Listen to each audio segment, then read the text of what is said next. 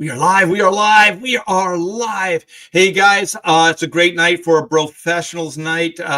It's cold here in the Woodlands, Texas. Holy shit, it snowed last night. It's been snowing kind of on and off. Well, just early this morning, and took the dog out, and it was crazy, man. All the local kids were, because it was like a snow day, so no school, right? And they had makeshift sleds.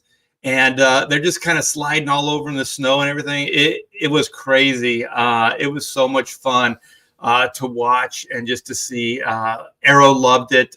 He went out and he wrote his name in the snow. It was in cursive, Arrow. But anyway, you guys, I hope everybody's safe. Everybody's warm and snuggly. I know I am. And we got a great show for you guys tonight. We got a full house of bros, and we're going to spill some ink. We're going to throw it your way, and we're going to get into mentorships, kind of what they mean to us. If we were mentored, who were those mentors? What did they teach us? Give them some thanks, and also just kind of see if maybe the industry was better in the past than today because of mentorships. Because if you think about it, Marvel had a bullpen, where they taught, people that were just, like they showed a bunch of promise, but maybe, they were a little rough, or they had a little bit of knowledge that they needed to learn. And I've had editors that have taught me things down the line, a bunch of stuff like that.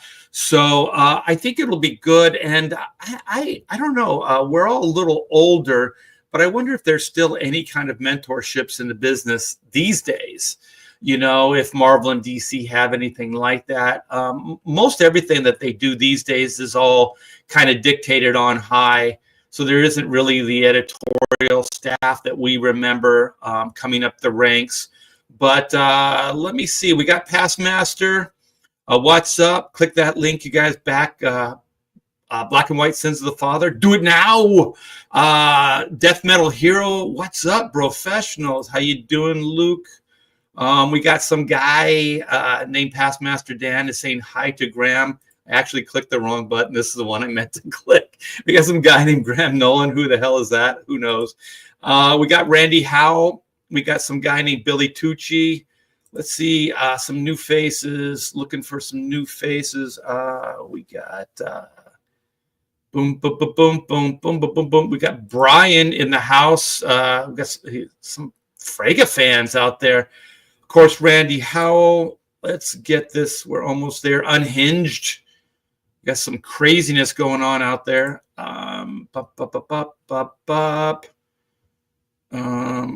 Yeah, you guys, we're all feeling good. Trump is sworn in. We got J-Bot, a snow day, and the Professionals. Is it Christmas already? Not yet. It's going to seem like it, though. The Bean Pad, what's up? Got Sark.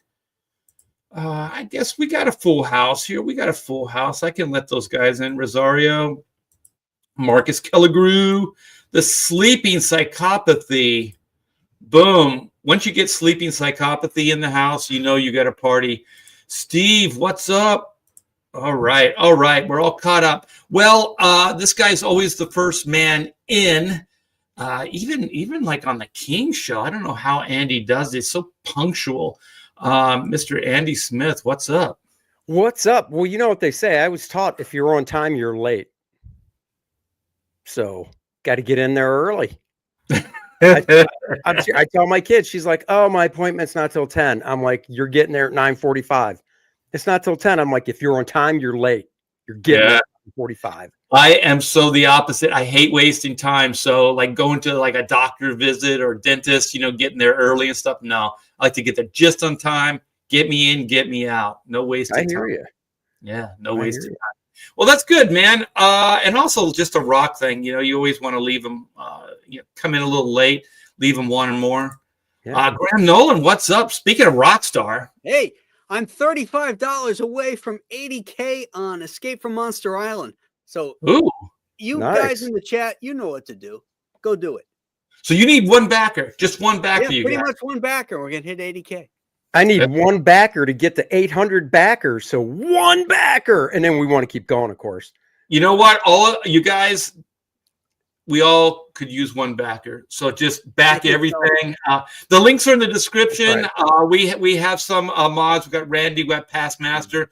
So start throwing those links in there. Let's get this party crazy. Speaking of party, whoa. Hey, man.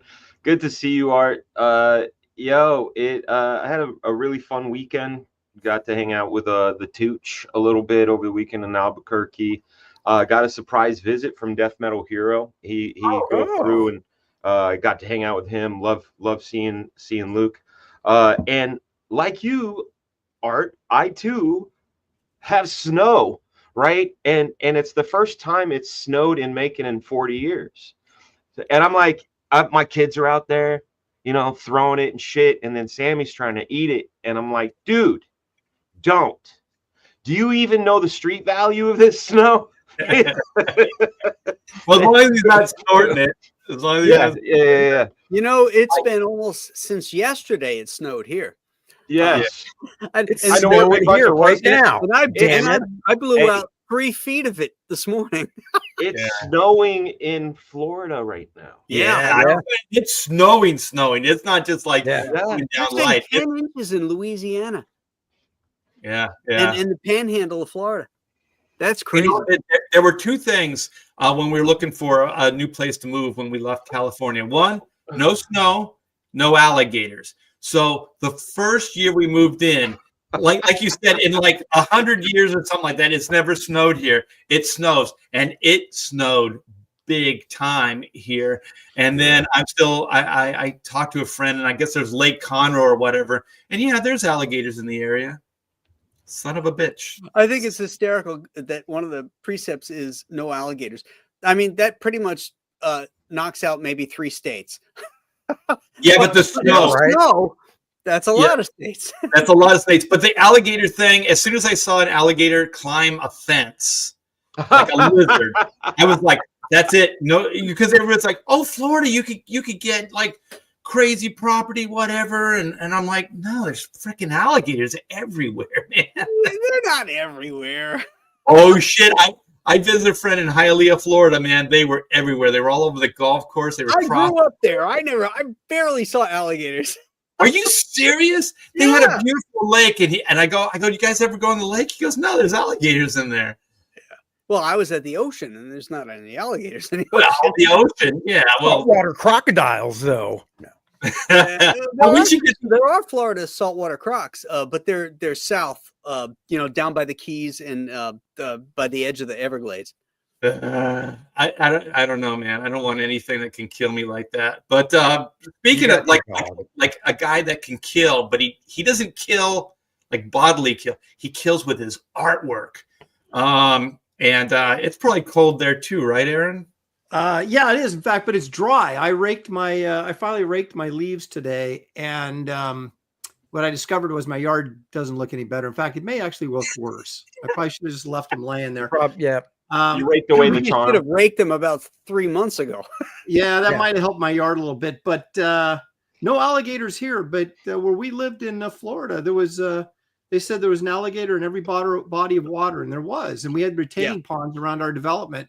But I thought it was exciting, Art. It was like Jurassic Park. I loved it. Yeah, I loved alligators. I didn't mind it either when I lived there. They're delicious. God, I can't remember his name, but he was a CG'er, and he lives in Florida. And he's like, I got a ton of property, whatever. And I go, okay, are there any alligators on your property? He goes, oh yeah. I go. So when you walk your property, if you do, what do you do? He goes, I got a sidearm, and I just pop. And I'm like, that's the only way I could live there. That's the only way. If I saw one, I'd just shoot it. Alligator boots, alligator. And it's easy to get them in Florida too. The side. Yeah. It's funny. I asked somebody, how can you live that close to the border? And he goes, "Oh, I got a sidearm." And I'm like, "Oh, okay." Well, speaking of guns and sidearms and shooting shit, Billy Tucci. Yeah. Perfect intro. Nice. Man, I picked the wrong month to quit drinking. I'll tell you that. Yeah. Me too, Billy. Yeah. Actually, the last 10 days, I'm not going to drink for the next 10 days. I'm doing a cleanse. Oh. I'm doing a bone broth, and I'll eat some good food, but I'm going to do bone broth. My wife shakes this little detox cleanse. Wait, so are you not eating either? You're just doing bone broth? No, I'll eat some. Oh. But I have on the 31st, we're going to this Roaring 20s Gatsby fundraiser. Uh-oh. So all the girls get dressed up, and I'm going to shave. But what I'm going to do, I'm going to shave and get like a little Errol Flynn mustache, shave it down to that so I can be old-timey, like Mel Gibson. Remember, Graham, can you do Mel Gibson again? Please? Crazy Mel Gibson. Yeah. and I'll be old-timey. There's enough time. I bet Art could send you one of his suits from back then, and you could wear it. Yeah, my Zoot suits. Yeah, with pinstripes. Yeah. So Aaron, you gotta dye it though, so that you can get that great Gatsby look. That's what I said. So I said, should I go buy some beard dye for that to dye that part, or should I just get like shoe polish or something? Shoe polish. I have brown shoe polish. I do. What decade would he uses? Okay. Let me get this. Hey, Paul Taylor, $10 super chat. Thank you so much. Snowbuild's character. I got enough character. Trust me. Enjoy. Knows he's in Canada. He knows snow. Yeah. It was my fuck up here. Too. Yeah, it was my understanding that alligators were almost wiped out, but conservation efforts brought them back. I'm not sure that was a great idea. There, when I was in, this was when I was a kid, I was in Hialeah. There were signs that said it's against the law to kill the alligators. That's true. There were alligator crossings. I'm not kidding. There were alligator crossings. Now they're so prevalent. They actually have short seasons. Hunting seasons. Yeah. For alligators. Wait a minute. Hang on. What about the buffalo? Right? They brought those back near extinction. Is everybody complaining about that? Give the alligators a break. All right. What about the swamp vampires, Aaron? There was only one of them. That's true. What about the smelt? What about those little smelt fish in California? Yeah. It's worth losing all those. I got to tell you guys a funny story about the smelts. I'm at the gym with my buddies, and we're talking about politics and stuff in the California with the water and everything. And my one friend is the great conciliator, right? And we're talking about it, and he says, "Well, I'm sure that it's more complicated than we know." And this other guy, he goes, "Or it could just be the fucking smelts." Yeah. Very good. Very good. Well, if I could bring up the buffalo, Fragaboom and I had the greatest ribeye, Graham Nolan, I've ever had in my life. You had ribeye? I find that hard to believe. I did. I think Fragaboom had it too, right? No, it was a buffalo. Oh, you didn't? Oh no, you had a whole cornucopia of things. Yeah, I got that weird thing. I had a buffalo ribeye, and I ate every single ounce of it. You know what? That doesn't count because it's buffalo, so it's very lean already. And you don't like beef ribeyes because you say it's got gristle. It's gristle. You don't like beef gristle. It's just fat. You get a plate. You spend the money for this much steak and eat this much because the rest. I'll eat all that ribeye, but no, I'm with Billy. Bison is fucking awesome, bro. Oh, bison's great. Oh, yes, I like bison. So here's a story, Aaron Lepresti.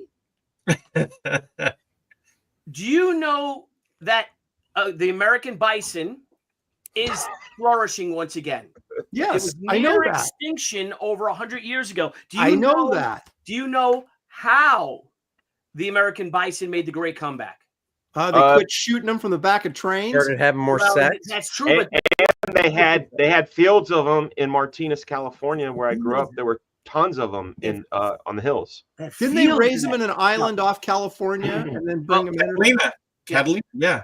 Yeah. So aside from the ones that were on Catalina Island, but the vast majority of American bison living today are all descendants of the bison from the Bronx Zoo.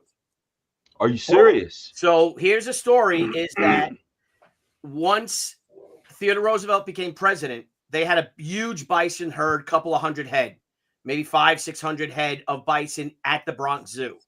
Theodore Roosevelt ordered them, stopped all hunting on bison, put huge penalties upon poaching and released hundreds of them into the chaparral, let's just say, of High Chaparral. the High Chaparral. Good TV show. And they, yes, and they Great name. flourished. So the ones by you, Dan Fragaboo, The one in they're all Martinez. so every bison, and it is quite apropos that the next Super Bowl champions are the Buffalo Bills, Yeah. because every Buffalo in this United States, or at least 95, 98, 99% of them perhaps, are all from the Bronx, are all from New York. How about You know what the best thing about Texas? The only football is- team that plays in New York, by the way. That's true.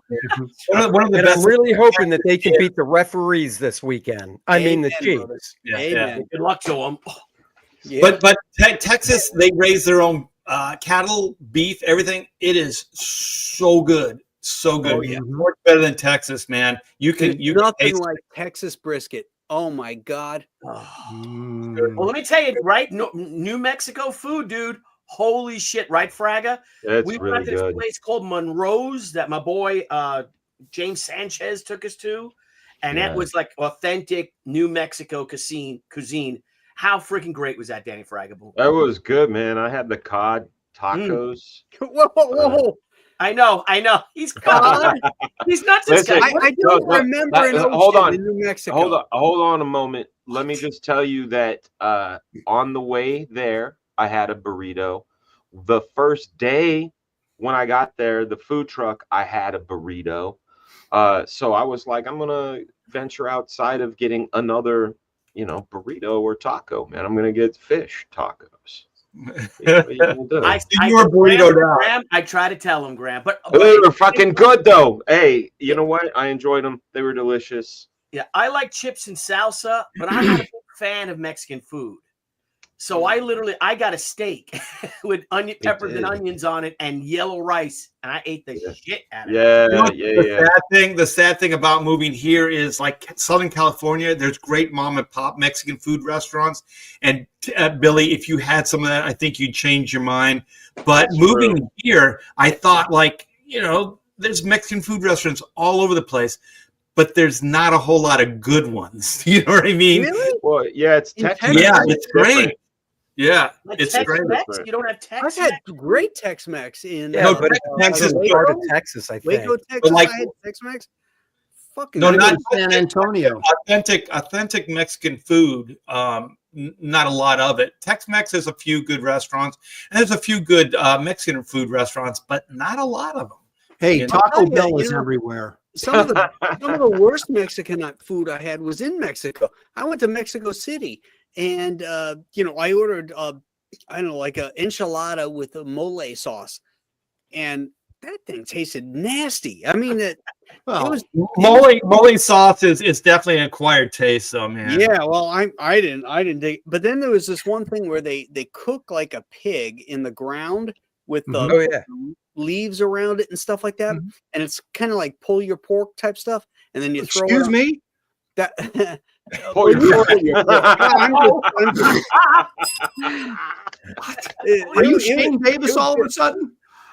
Have Oh my you God. guys ever done La Mole convention? Yeah, in Mexico? no, Yeah. no, the Yeah. convention, no, Yeah. but I've I had did. mole. Yeah. I've been invited. It looks gotta like go. a blast, man. It's Yeah, great. they have those big banners, right? Like with your Yeah. name on it or something. Yeah. Yep. And they take you to the Mexican temples, the Yes. Aztec or whatever they are, Yep. Mayan, yeah. Mayan, whatever. Yeah, they're Just freaking make sure who you go to, because we went and it was me and Frank Thierry, and we bought drinks for everybody the first night. Not one of them fuckers reach into their pockets. You know, you Well, fucking they're all bar. poor. It's Mexico. After our show, No, the comic artists. They ain't yeah, poor. Billy, Oh, after the show, stay on. I'll tell Yeah. you a story. Yeah, me too. I'll tell you Oh, one too. it's Oh, amazing. boy. Motherfuckers, Oh man. boy. And they're like, thanks for buying our drinks tonight. We're like, wait a minute, didn't we just buy you one drink when you came in? Fucking like $200 Yeah. each for me and fucking Frag. I'm not Frag. Oh, Thierry. Dude, Thierry, $200. we're like the same guy, but I'm nicer. Not Taller even. looking. That's Taller, why you have better to be looking. an a-hole. You never offer to buy anybody anything, Billy. They just take advantage of you. They That's not do. true. You're 100% right. That's Never not did. true. No, listen. But I'm going to If ask you you're, to buy me like, dinner hey, Friday you know night in what? San Diego. My man Isaac that Billy introduced me to. Man, he bought Isaac's me. great. Yeah. Isaac's awesome. He bought me beverages. I bought him beverages. You know what I mean? Well, like it's a give and take. Did Isaac give you Yeah. some cigars? he offered. I didn't take any. I'm kind of off cigars. Let me go get the 2 he gave me. Oh, yeah. Oh, nice. Yeah. You know, I think I've got this whole alligator thing solved now. Paul Taylor, Are you back on that? Well, wait a minute. Paul Taylor was saying that, you know, as I made the comparison between buffalo and alligator, he said at least buffalo don't try and eat you. Well, possums are not indigenous to the United States. They freeloaded their way here off ships. So if we push all the possums into the alligator country, let the alligators eat the possums, then we're off the hook, and we got rid of the possums, and everybody's happy. Possums eat eggs. I was there. Dude, Possums really that bad where you they're are? not, I man. The never reason- see them. The reason why awesome rhymes with possum is Look at because this. possums are awesome. What the hell? The That's a Olivia, good we one. smoked That's a that good one. Friday night. That's a good one. What's the other one? And an Ashton, bro. Ashton. Okay, nice. Is it true that like possums are anti-venom for like poisonous snakes? Isn't that where they get? Yeah. There's, If you get bit by a there's- snake, then you go get bit by a possum. It counters it out and you're fine. Exactly. Yeah. You gotta Exactly. make sure- I keep a possum in my glove box just in case I get bit by a snake. I keep one in my pants. Lovely. No, yeah. okay now. I don't know. Possums can't figure out what they want to be. Like, are they rats? Are they mice? Are they? Nah, dude, raccoons? they're What are beautiful, man. So Like, rats are invasive. Possums are invasive. Swans are invasive. If you know that, swans are not North Well, American. they got big. They have big Squirrel? snakes down there in Florida that are not indigenous. Oh, What are they, constrictor? anacondas or something are in the No, down there? pythons. Pythons. hey, are- you know the whole thing you're talking about taking, you know, the marsupial awesome possum and giving them to the gators. The Hawaiians had the same idea when they had like a rat problem. So then they were like, oh, let's I don't remember the order, but they're like, let's bring in these fucking mongoose, you know. And then but but one was a day sleeper and one was a night sleeper, you know, and so so then they grew, and then they had to bring a third fucking thing in. And, you know what I mean? And like Hawaii has They like took over all a these town, and that was yeah. it. Now Hawaii's got all these shitty fucking animals on their own accord. Well, that's what happens when you mess with nature. But just to Yeah. clarify, my daughter has a pet possum, and she No loves that. way. Yeah, dude, What? that's what I'm saying. If look, check it out. I'm not kidding. I have actual love for possums. Look Oh at my that. God. Wow. See that? Crazy. I mean, they're kind of cute. That love for possums. No. You know, they only they're- live 3 years. They only that's live 3 good. years. Really? Yeah, Well, you know because why? people run them over. You can get a capybara, right? They die because their insides they never stop growing. So they just kind of just shut down. So they're So how much time is left on your daughters then? she's got a year. It's going to break her heart. So she's got a year into it. She worked Why for would you get a pet that lasts for 3 years? she kind of adopted it. She worked for a veterinarian, and somebody brought it in, and it had been attacked. Oh, So the thing poor little kind of rat. its head kind of chomped on. So it was kind of retarded as well. Oh my God! So it didn't You even, can she didn't say that even word get a again now. brand new one that had 3 You years can't say in it. that. She got one that was less than 3 years out of the gate. Well, we don't know if it's going to be less than 3 years, but the thing's a little slow.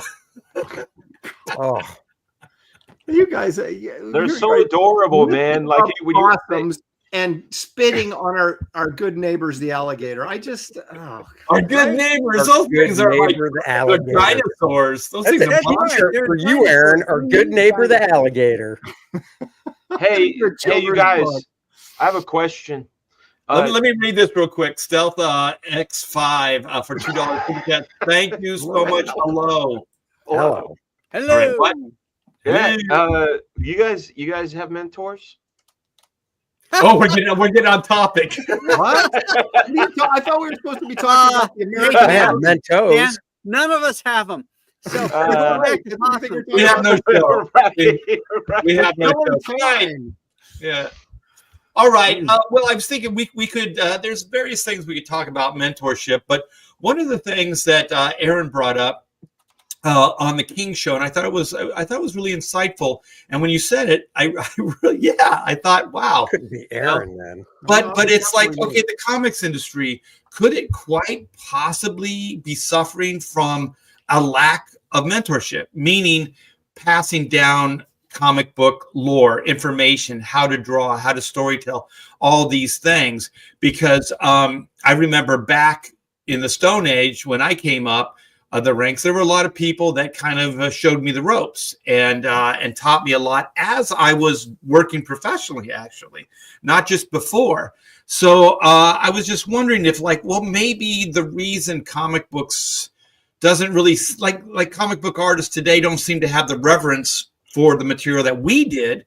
Maybe they were never taught. Maybe, you know what I mean? Maybe they just kind of came in. It's just a paycheck. They're going to do the comic, the artwork, and then move on or go to film or whatever it is. And they don't really have that same love and that reverence that we have. And also that mentorship or mentoring can also weed out the weak, right? So if you're working with somebody, then it's going to become very apparent if you don't have the skills or not. So before you even get into that, professional status, you might have already been broken. You know what I mean? Like you might have already figured out that it's just not for you. Much like the American alligator. Just like I think I have at least just from listening to it, I think I have an understanding of maybe the reason why. Why?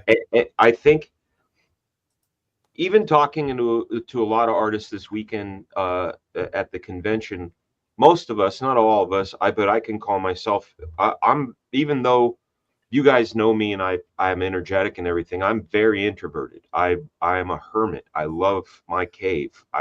This is what I love. And even as a kid, I was that way.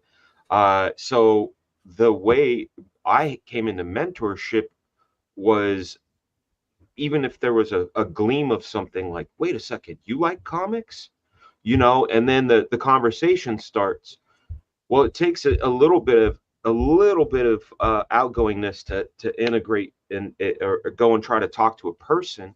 Whereas people now have the internet and they can kind of let the internet be their mentor and pilot their own ship through and navigate their own waters. That's Whether true. it's better or not, as an introvert, you're more ready to go and look up, like, how did so and so break into comics? And there's this sort of distillation and a lack of reverence, and like you said, for the lore.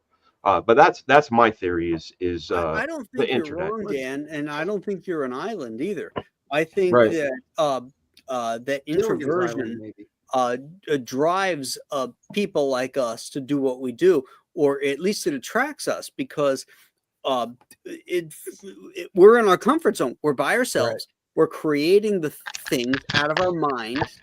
Yeah. We're creating our world. We're creating those interactions and all that kind of stuff. That's the beauty of doing comics. And I think most of us are at some level introverted. That we don't like large social gatherings unless we're comfortable in those social gatherings. And usually those social gatherings involve our kin. Like when we have, like in Garden State, when we do the cigar and bourbon thing, I feel so comfortable, like a fish in water. But like my ex-wife, she was a banker, and whatever, and I would go to her events and I'd just be like, fuck, I don't want to be here. Like, and when I try to talk to people, I feel like a weirdo, like, what do? You draw comic books? What's that? Oh, what do you mean? Yeah. You know what? I hate going to normie parties. Yeah, normie parties. I'm like bored. I'm like bored out of my mind. I'm like, God, you guys are so freaking boring. I'm not necessarily bored. It's very similar to the plight of the Great Plains bison. Yes. Oh, not the alligator. Hey, what about the poor cod? What about that poor cod that went through my digestive system in Albuquerque? A cod that was raised in New Mexico. Do you know how introverted that cod was? You ate him. Yes. He was a land cod. He was one of those land cods. Yeah, he doesn't need water. Jerry Yeah, Roscoe has a great point. That's a great point. Jerry, thank you for the $5 super chat. I think the death of the studios was the last gasp of the mentorship aspect of comics. Everyone is more isolated than they were 30 years ago. Yeah, we're definitely going to get into all that stuff. Yeah, we will. That's a great observation. That goes back to what you just taught, what Graham and Dan were just talking about, what is the internet, right? It's like we used to all have to be in New York, or I guess if you wanted to be in film, you'd be in California, right? And if you wanted to work in the industry, you had to be there. So inevitably you ran into tons of people. Hey, you want to get a studio together? Hey, can we share an apartment? Because we're all starving and trying.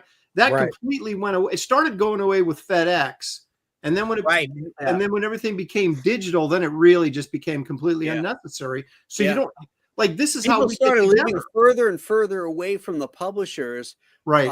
Because of FedEx, and then of course because of the internet. Then it doesn't matter. Then you can cross oceans. You know? I did a generation that started working, for Marvel and DC that lived in California. So there was a lot of trust, man. So when I first went to New York, I stayed there for at least a month or so, working for the editors, things like that, improving myself before I came back home. And then I would take frequent trips, to New York City just to drop in to show, like I'm an okay guy, whatever it is, so they can trust you. Well, personal interaction. Right. Yeah. I met that was key. This weekend, when Billy and I were in Albuquerque, we did panels, and one of the panels I was on with a David Wall, guy named Don Kramer. I guess he's a DC guy. I don't know him. Don Kramer. Jesus. Yeah. I guess he did some. Yeah, but Don the other used to guy write the Tarzan strip. Okay. And he used to write for. Oh no, not that Don Kramer. No, different one. No, Dan's talking about the artist, right? He's like about our age, right, Dan? Yeah. He's like yeah. Okay. Yeah, he's talking about an artist. But the other guy, this is where I'm going, because what Art's talking about with the advent of FedEx and everything, the other guy who I was sitting next to, who I'd never met before, I hadn't even heard of him before, but once I learned about him, I was like, man, you were there. He a guy named Steve Geiger, right? Oh, I know. Steve's a You never heard of him before this weekend? No, it's almost like when they the Matrix changes. With Steve Geiger, you amaze me every day, Dan. With Thank you. You have such a depth of knowledge about stuff, and then then there are black holes. I've never heard of Steve Geiger before, and I'm like, there's literally black holes in my. It's like the stuff I know really well. But so I met him and we hung out and we talked. The Hulk just before Todd McFarlane. That's right. And he likes his Dan stuff. We talked about that too. You see, that is Steve Geiger. See, so anyway, he and I we hit it off really well. He and I got along really well. But during our panel, that's exactly what we talked about. He lives in New York and all this stuff. And I said, yeah, because our panel was about comics and how things have changed. And I said, I'm from California, and a lot of times, I read this book called Outliers. By Malcolm Gladwell, and he talks about how guys like Steve Jobs and George Lucas were born at the right place and the right time. Yes, right. And I feel like that's the same for me. Had I been born, 5 years earlier, I probably wouldn't have broken into comics, because of just navigating that system. There was no FedEx, but maybe not, because Art Taber broke into comics from Cali, so he's the shining example. But yeah, FedEx changed everything. I remember Jim Lee moved to New York, right? Yeah. So like a lot of people, they go to New York, like Art said, to establish that trust. But now, well, if you can make it there, you can make it anywhere. Thank you. It's up to you, New York. New New York. York. You know, another thing is The Yankees win. The Yankees win. we all probably at some point had an editor that kind of championed us and kind of like took us around and said, hey, you should look at this guy's work or something like that. And I wonder if that goes on anymore. It does. I mean, you know, where if the editor doesn't know you, they're kind of like, yeah, I'll go get this guy that, you know, I worked with before, whatever. I don't know if it goes on or not, but Well, again, it can, Aaron, because, you know, back in the day when we were there, we could make an appointment, go up to DC and wander the halls. Right. You can't do that now. yeah. Yeah. Yeah. And the thing is, I know that they're not, because I left, DC not too long ago, and the editors were not anything like the editors that I remember. One editor I remember really fondly was Mike Carlin. I mean, with a lot of patience. I mean, that guy showed me the ropes. I knew some stuff going in, because one of the guys that was very, very generous early on with me was Jim Valentino. So he showed me a lot of things, do's and don'ts, even like how to be a professional in the business. I remember we were working for Apple Comics, which is the Wendy Richard Pinney publishing, and they were stiffing us on back end money. And so there were two issues. Well, that's fun. That anti-Trump. Yeah, go figure. So now. then we were at San Diego Comic-Con, and Jim and I were trying to figure out how would we deal with this, because we're going to have a conversation with them. And so I just, in a naive way, I said, well, let's just hold the last batch of pages. And he said, you never do that. You never hold pages hostage. And I said, why? And he said, you just don't. And I always hear that voice in the back of my head, because I've been fucked around by both Marvel and DC in similar ways, not lack of payment, but just like fired, for no reason, just like treated poorly. And that thought has always occurred to me, like, well, I could just sit on these pages. You know what I mean? But I never did. So, there is stuff like that goes on. And then, like Mike Carlin was teaching me the left-right rule, right? You always have a character come in from the left, not the right. And he said, there's this illusion of speed, like when you come in this way, because we read left to right. So if you ever have a character entering, they always enter from the other way. And I learned the hard way, because I was drawing a Superman cover, and I had Superman coming in the opposite way. And then you couldn't just flop it, whatever. Right. I redrew the whole damn thing. You know what I mean? So, you sometimes you learn the hard way, And we're talking about a mentorship. Mike went to, I believe it was School of Visual Arts, or it was, I think so. In New York. Is that where he went? But one of his teachers was Harvey Kriegstein. Really? Bernie Kriegstein. Bernie Kriegstein. Yeah.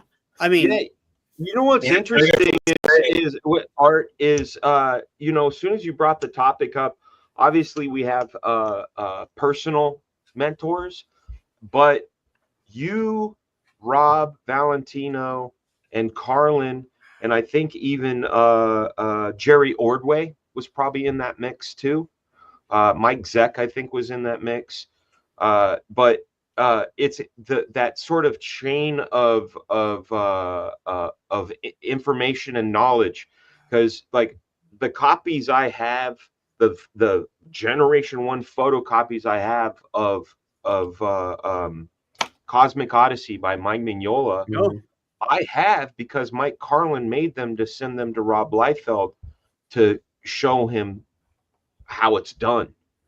You know what I'm saying? Like Carlin was mentoring Rob, and so did Valentino. Valentino laid out my favorite Rob job for the longest time was What If 7. Valentino did the layouts for that. Yeah. Well, Jim was he was a storyboard artist for animation. So he kind of, in the early days, he dabbled in comics. So that guy knows storytelling, kind of like you, Dan, like on a film level, advertising level. And that guy, I mean, most of the stuff I know still are from, How to Draw the Marvel Way and Jim Valentino. Yeah. Well, there's two aspects to this, really. There's the editorial side of it. Can you get someone that's going to champion you? And then there's the artistic side. Do you run it? Is there an artist out there that maybe stepped up and, told you a few things that What only if an there artist were? What would if know? there were? What if it was a blend of both? Because Well, it could be, sure. I know for all of this stuff as factual and actual that of course Archie Goodwin brought Jim Lee in, but Carl Potts Yeah. really nurtured the heck out of Jim. Carl was Nurtured him, really good at that. right? And Carl mentored me a little bit too, right? So Carl mentored Jim, and then when Jim went over to Bob Harris would give him things like, I remember when I was a kid, and this was the cool thing about having inside baseball, knowing Liefeld, even before Liefeld was Liefeld, was when Jim started doing crazy cross hatching. And I remember thinking, man, this is so new and like crazy. And Rob told me, he goes, nah, Bob Harris gave him a copy of something by Barry Smith called Weapon X before it was in fucking print. Right. So Jim was able to like go, whoa, this is cool and whatever. But it was Bob Harris going, man, now here's some other good shit, Right. Like, so you and Carl's an artist, a writer, an editor. So he's both, and Bob was an editor. Very like Bob Harris for give, say what you want. That guy, Mark Silvestri, Jim Lee, Rob Liefeld, Will Spertasio, Art DeBear, Scott Williams. You think about the powerhouses that came out of that office alone. Todd McFarlane. That's right. Well, you know what was Bob's strength? Bob's mentoring strength was kind of the marketing and just like inside on selling books, marketing books, things like that. Because he's the one that told me, and if you look at the X-Men books around that time, is to throw something up into the logo. Because this was still the old days of the racks, right? So that's why the logo's where it is. But if you could throw something that's action-packed up there, that will make somebody want to pick it up and then scan it down and see it. That was taught to me from Bob Harris. This is funny you bring this up. I had done this cover for somebody, and they had these ideas, and I said, I'm going to give you the 5 things, and I think it's five things that sell a comic book cover. It's a white background. That's one. 2. Wait, who told you this? This is a long time ago. I told somebody else this, and I don't even remember who told me this, but it's white logo, obstructed logo, broken logo, like when the Hulk crushing of the X-Men flying apart. Thor, Simonson Thor. Yeah, fifth ink, like a neon. You know what I'm saying? Fifth ink. Okay. Yeah, color, fifth color ink. I forget what the other one was. I think it's homosexual content. That's it. And buffaloes. In buffaloes. But no alligator. Go back. Now we know what to look for in Wraith of God 3, a little homosexual content. Go back 20 or 30 years from that, and Mort Weisinger said that what sells comics was purple on the cover and gorillas. And you look you look at how many covers have gorillas on them during the 60s and the 1960s, and purple covers, you'll never see it the same way again. Hey, he might have been right. I draw a purple gorilla in my book. Right? There you go. Now we know why. Huge seller, Dan. Yes. Now we know the secret. So, Billy, did you have any mentors coming up the ranks, or you just kind of like the lone wolf? Well, I had John Tartaglione, inker, well-known inker. I called him Daddy-O, called me Billy Boy. It's my best buddy's dad. All Billy's influences are fashion designers. I was going to say, nobody from fabric school is ringing a bell? Oh, yeah, I'll get to that. But hey, I'm gonna jump to Billy's defense. He really didn't teach me anything about comic art. He just kind of told me what it was like, like the bullpen and all that the stuff. Business of comics. Right. Well, yeah, not really the business of comics, just like the life of comics, and telling me like when I break in, I'll probably start getting paid, you know, $25 a page. And I'm like, oh my God, take me like 2 days to draw a page. And then I did have a mentor. Antonio Lopez was a famous artist. He died of AIDS. But his partner, Juan Ramos, he was my mentor my senior year in college. And he just taught me a lot about design and things like that. Nothing to do with comics, but mostly illustrative design. And did he paint you like those French models? Yeah. When you said he mentored you, what exactly? Like Leonardo did on the What is Titanic. your with definition of mentorship? Well, you know, it was the 80s in Greenwich Village. Lay apart on that chaise lounge. Yes, I was careless, and my Billy, testicles what they're began to asking bend. is, did he spread your butt cheeks in? No, he was great, but he told me like he would like he's Antonio Lopez, the one that discovered Jessica Lange. Jerry, Jerry, the one who married to Mick Jagger. Jerry Hall. Jerry Hall was his model. A lot of famous women, actresses and stuff. He discovered Antonio Lopez and Juan, and they and they were just Juan passed away of AIDS too a few years later. I immortalized him with a statue. That sucks, man. Yeah, it sucked, but how are your blood tests? Are they still good? Yeah, back you in all the right? day, back in the day, yeah, I got this lesion. Neck. Bros no. Billy, what is that tattoo on? Like, I saw you like go grab some comics and it said "clap cheeks." Clap cheeks. What is That clap was my cheeks? nickname. Like, Oh, remember your name in college was Horse Dick. Mine was Clap Cheeks. So. Yes, that's exactly right. Well, let me ask this question, okay? Death Metal says, do you guys think that mentorships could work in our modern industry? I mean, I had it was about, what was it, 12? No, it's 2008, 2009, right around there. I mean, I guess you'd call it a mentorship. It was an intern. I had an intern from the local college, and I'll share my screen because she's made a good name for herself. Is this one of those "Where did he touch you"? No. Is this a she made a good name for herself in litigation and no, hold on. You. Shut your mouth, dirtbag. No, you can share my screen. No, she's really cool. So let's not.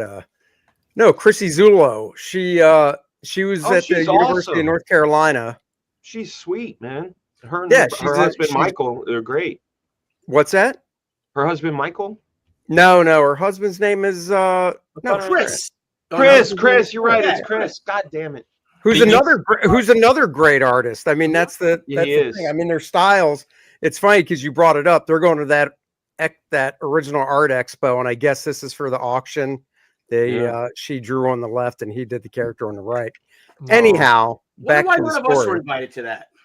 What's that? I wonder why none of us were invited to that. I know, but no. So when she was a senior, I was contacted by the guy that hired me to teach classes at UNC, and she interned for whatever the time frame was, a semester, so 4 months, something like that.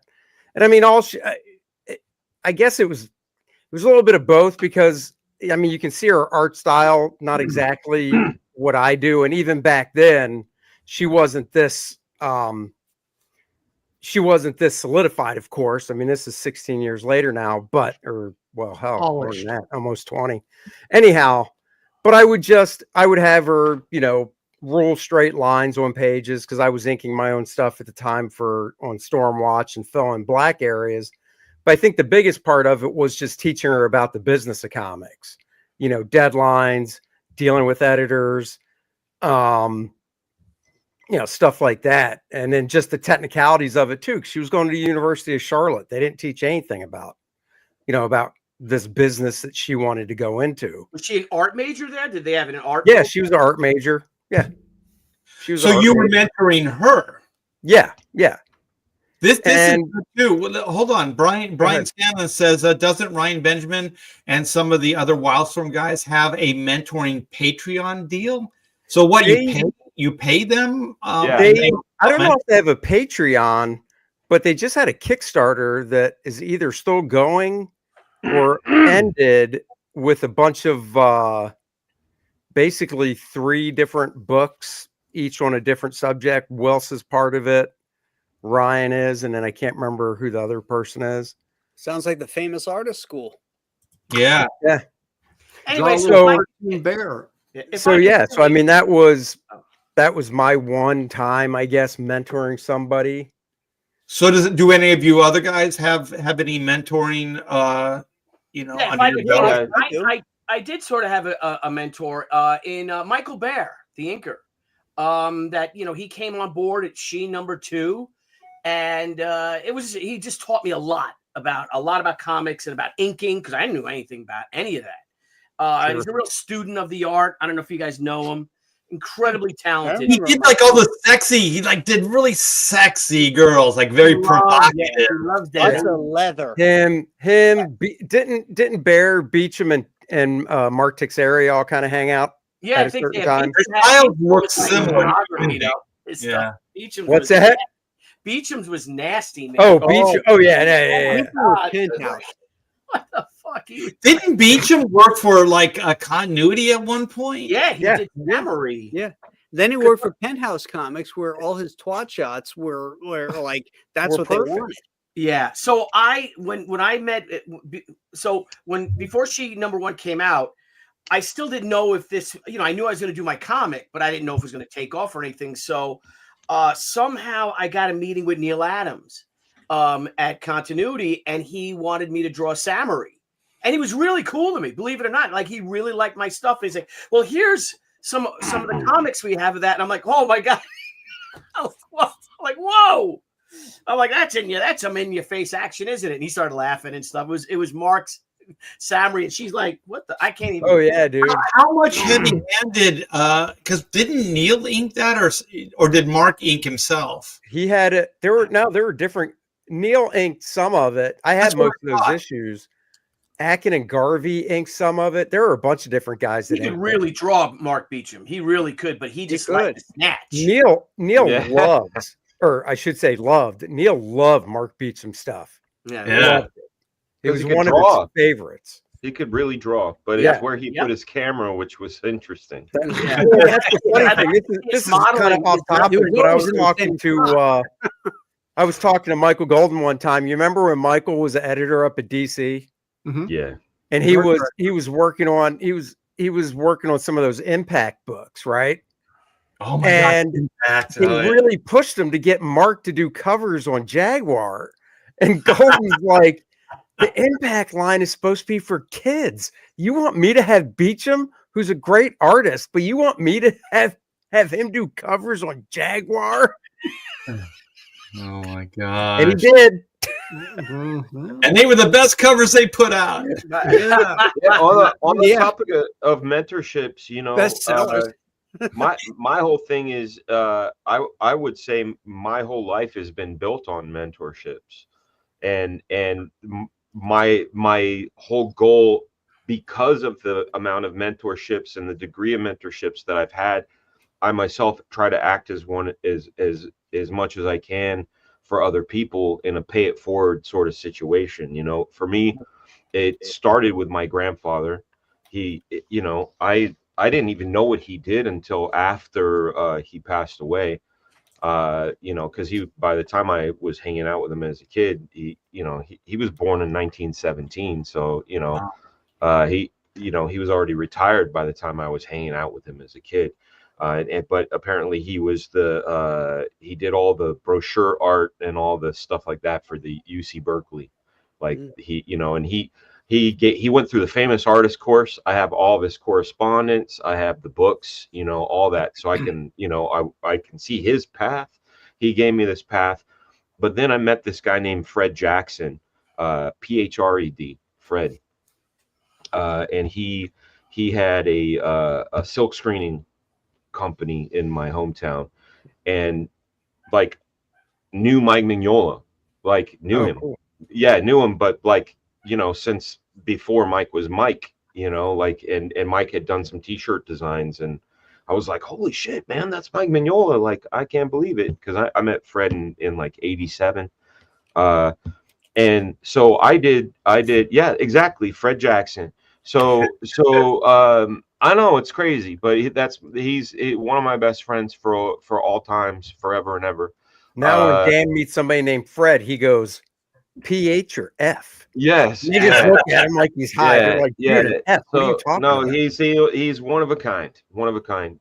So back in 89, early 89, we decided we wanted to do a fanzine, and this guy's like my mom's age, you know, but he sees this like electricity in me, and he's like, he just is giving me all the comics. Here's some Kirby, here's some this. He doesn't even draw, he just owns a silkscreen thing, but he went to school with a guy named Carl Potts. And yeah, they went to like like they did graphic arts together and all this stuff. He had this, and the way I discovered it was in his place, his and his wife's place. They had this this beautiful picture over their mantle that it's kind of like a Patrick Nagel looking thing, but really beautiful with his koi, and it's signed Potts. And I remember going, Potts, is that like Carl Potts? He's like, yeah, that is Carl Potts. That was my buddy. And I was like, holy shit, you know Carl Potts? And so he set up an interview. He called his friend Carl and said, hey, we're doing this fanzine. Carl, would you please take this kid's call? So Art, if you'll share the screen. So back in I'm going to read this. Back in 1989, my pal Fred, Mike, and I wanted to do something to show our love of comics. The thing to do back in the day was a fanzine. We didn't have the internet, and this was a pre-digital press was in its pupa stage. The three of us put this little magazine together. I was like 15. On an old Mac 2 in our imaginations. All that I can say is a lucky dude. My pal Fred went to art classes with Carl, who at the time was the editor of the Punisher books and also, in my opinion, one of the greatest talent coaches there was.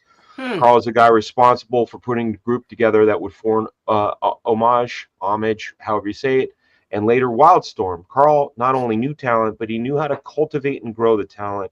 Needless to say, a young comics book artist wannabe like I was so stoked when Carl agreed to do an interview with me on the subject of breaking into the business. His advice is as good now as it is then. Enjoy the interview by throwing in a few bonus picks. One's by my pal Mike and me, and the other one is a rare Jim Lee drawing that he did for a local comic store called Flying Colors. Steve Saffel gave us this. And this is how I met Steve Saffel. We were called Chess Night Entertainment at the time. I thought, a cool chess night, but I guess Dark Horse had the same thing, so we changed it to Incredible Comics, which we've had since then. But this was a legit fanzine. We printed like 300 of these. A few of them still exist. May 1990s when we finally put it out. And I'll share this link in the Do you still have some printed copies? I have one copy of this, one. And this is sold out. You sold out of those 300. Yeah, we sold out. And again, you got to remember, this was 1989 when we did this. So I called Carl. I had a tape recorder thing that could listen to the phone calls, and I asked him, how do you break into comics? How does someone learn better storytelling, all this stuff?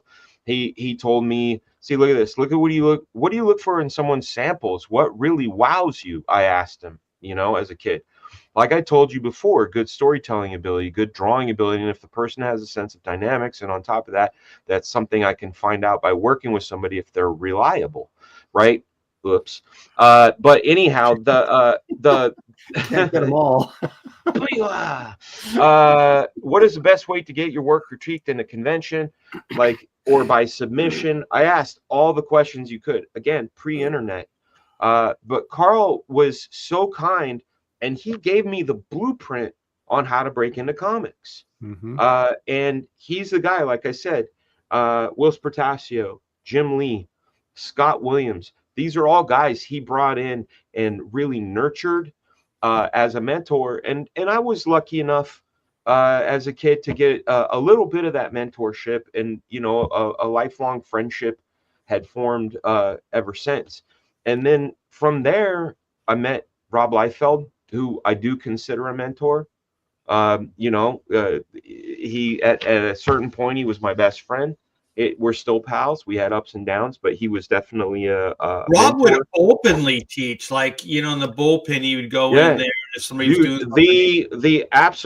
The reason I glommed on to Rob, and you got to understand, Deadpool hadn't been created yet. Cable hadn't been created yet. When I met Rob, none of this had happened. He gave me the best portfolio review I'd ever gotten in my entire life up until that point. And because he gave actionable information. So I took that. I had what I call mini mentors in a guy named Neil Posner and Jonathan Peterson. Those guys were over there at DC. So if I wasn't going to go over to Marvel, which wasn't happening, but Rob had Image, DC was like not my plan B, but I had Neil and Jonathan over there who really championed me and who really like put a bunch of good stuff in my mind. But then, once I broke in, got into comics, that probably one of my greatest mentors is a friend of Art Tavares and mine, a guy named Brian Murray.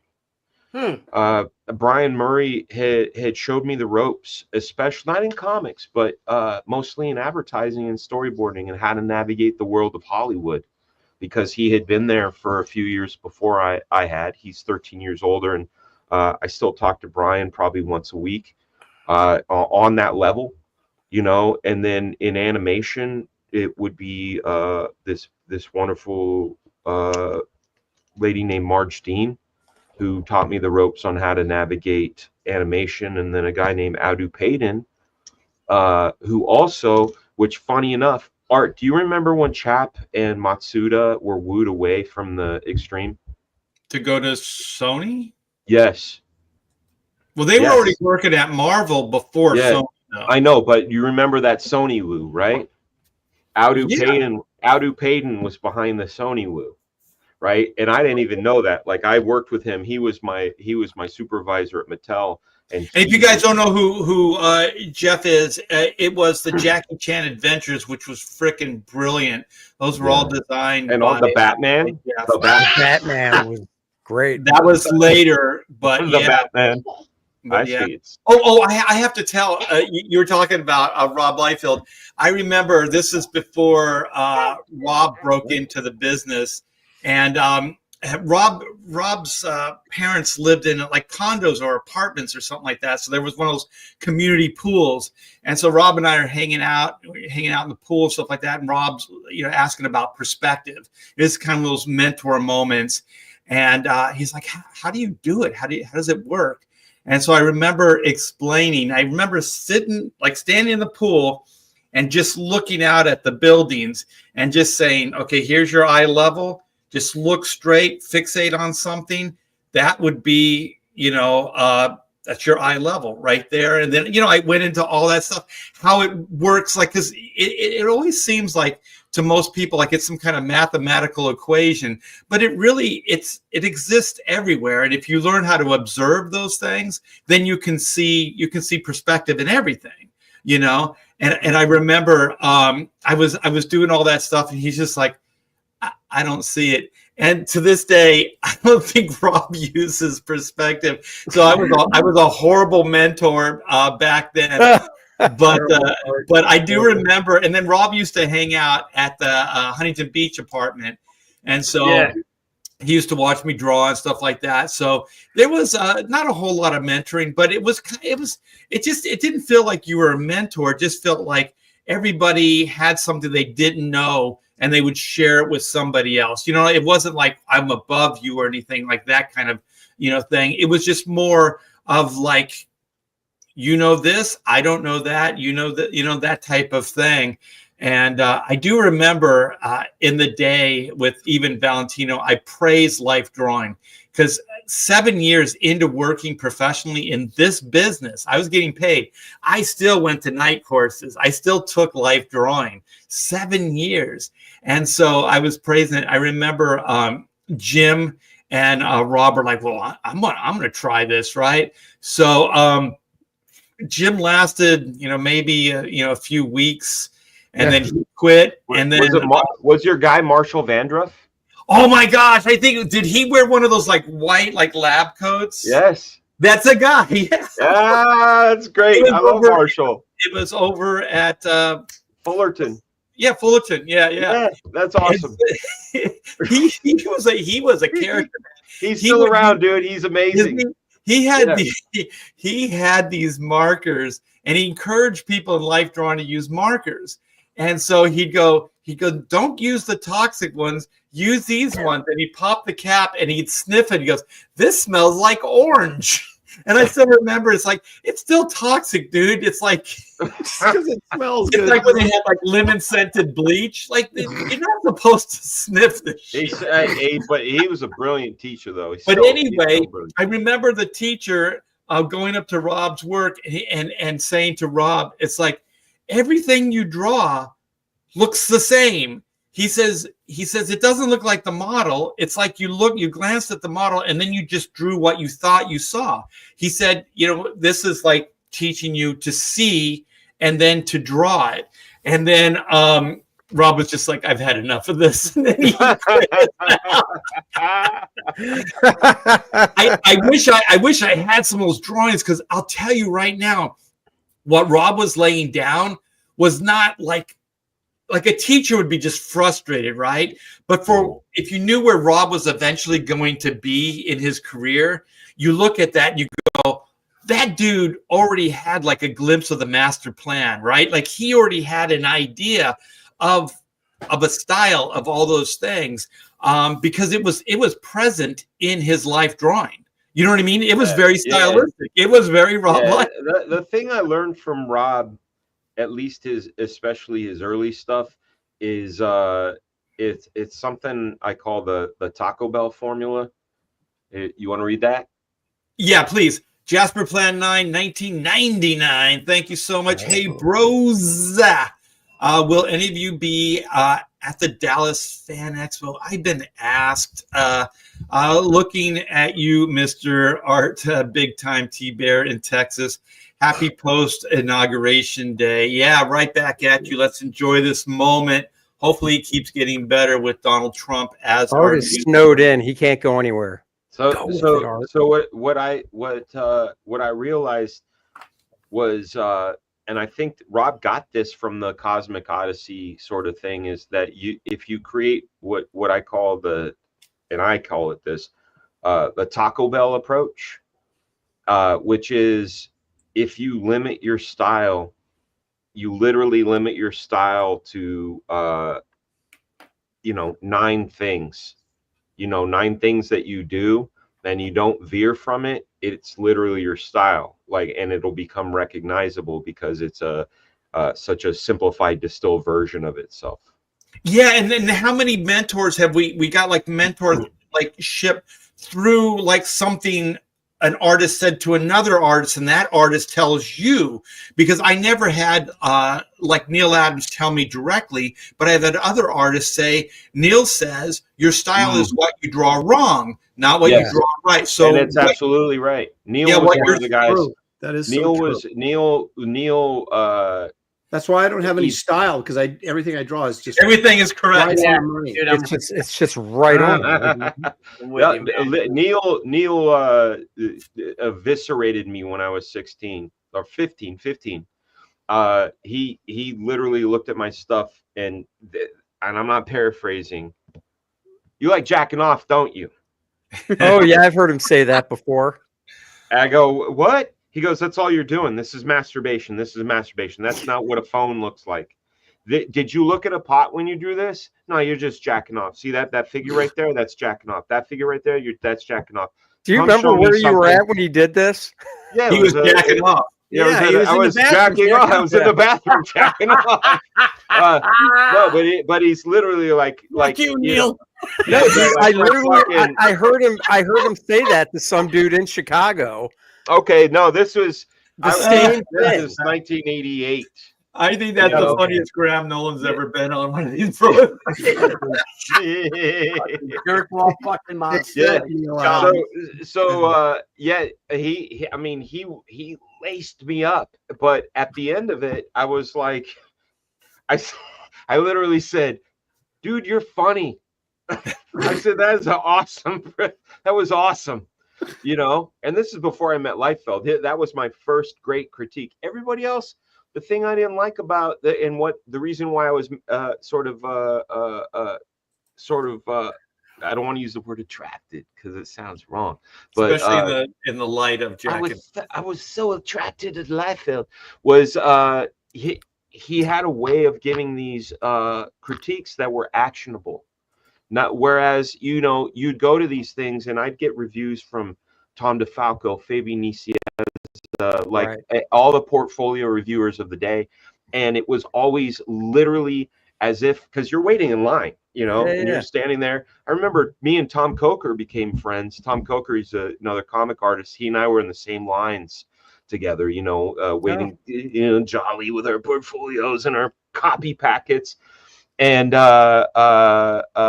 know, oh yeah, Dave Williams was out there too, giving me great advice. That's another dude that Hey, gave me good hey, advice. Dan, real quick, when you went home after that Neil Adams one, your mom and dad were like, "Did you learn anything from the con?" And you said, "I'm just jacking off a lotght, apparently." Yeah. They asked you what con you went to. No, the first thing I said to them, because I don't actually say what I mean at first. I gave a little subtext. I literally walked in the door. They're like, "How's the con?" I'm like, "Do we have a laminator?" That's literally what I said. Do we have a laminator? Clean those or make those things? Yeah, because I was like, and they're like, "What?" And I'm like, there was a guy at the show that could tell what I was doing while I was drawing. So can you laminate these? Well, you know what? When you were saying that review of Neil Adams, I got one similar, but not from Neil Adams, from Bill Sienkiewicz, who was at the time was a big time Neil Adams clone basically. Yeah. And I still remember that. I still remember it didn't seem sincere, you know, and now hearing your story, I'm thinking this guy must have been told that story from Neil or heard the story and is just parroting it back to somebody else. Maybe.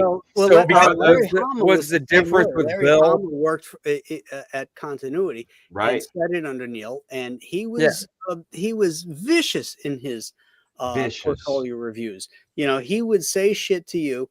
Like I showed him pages one time, and he says, "Who you influenced by?"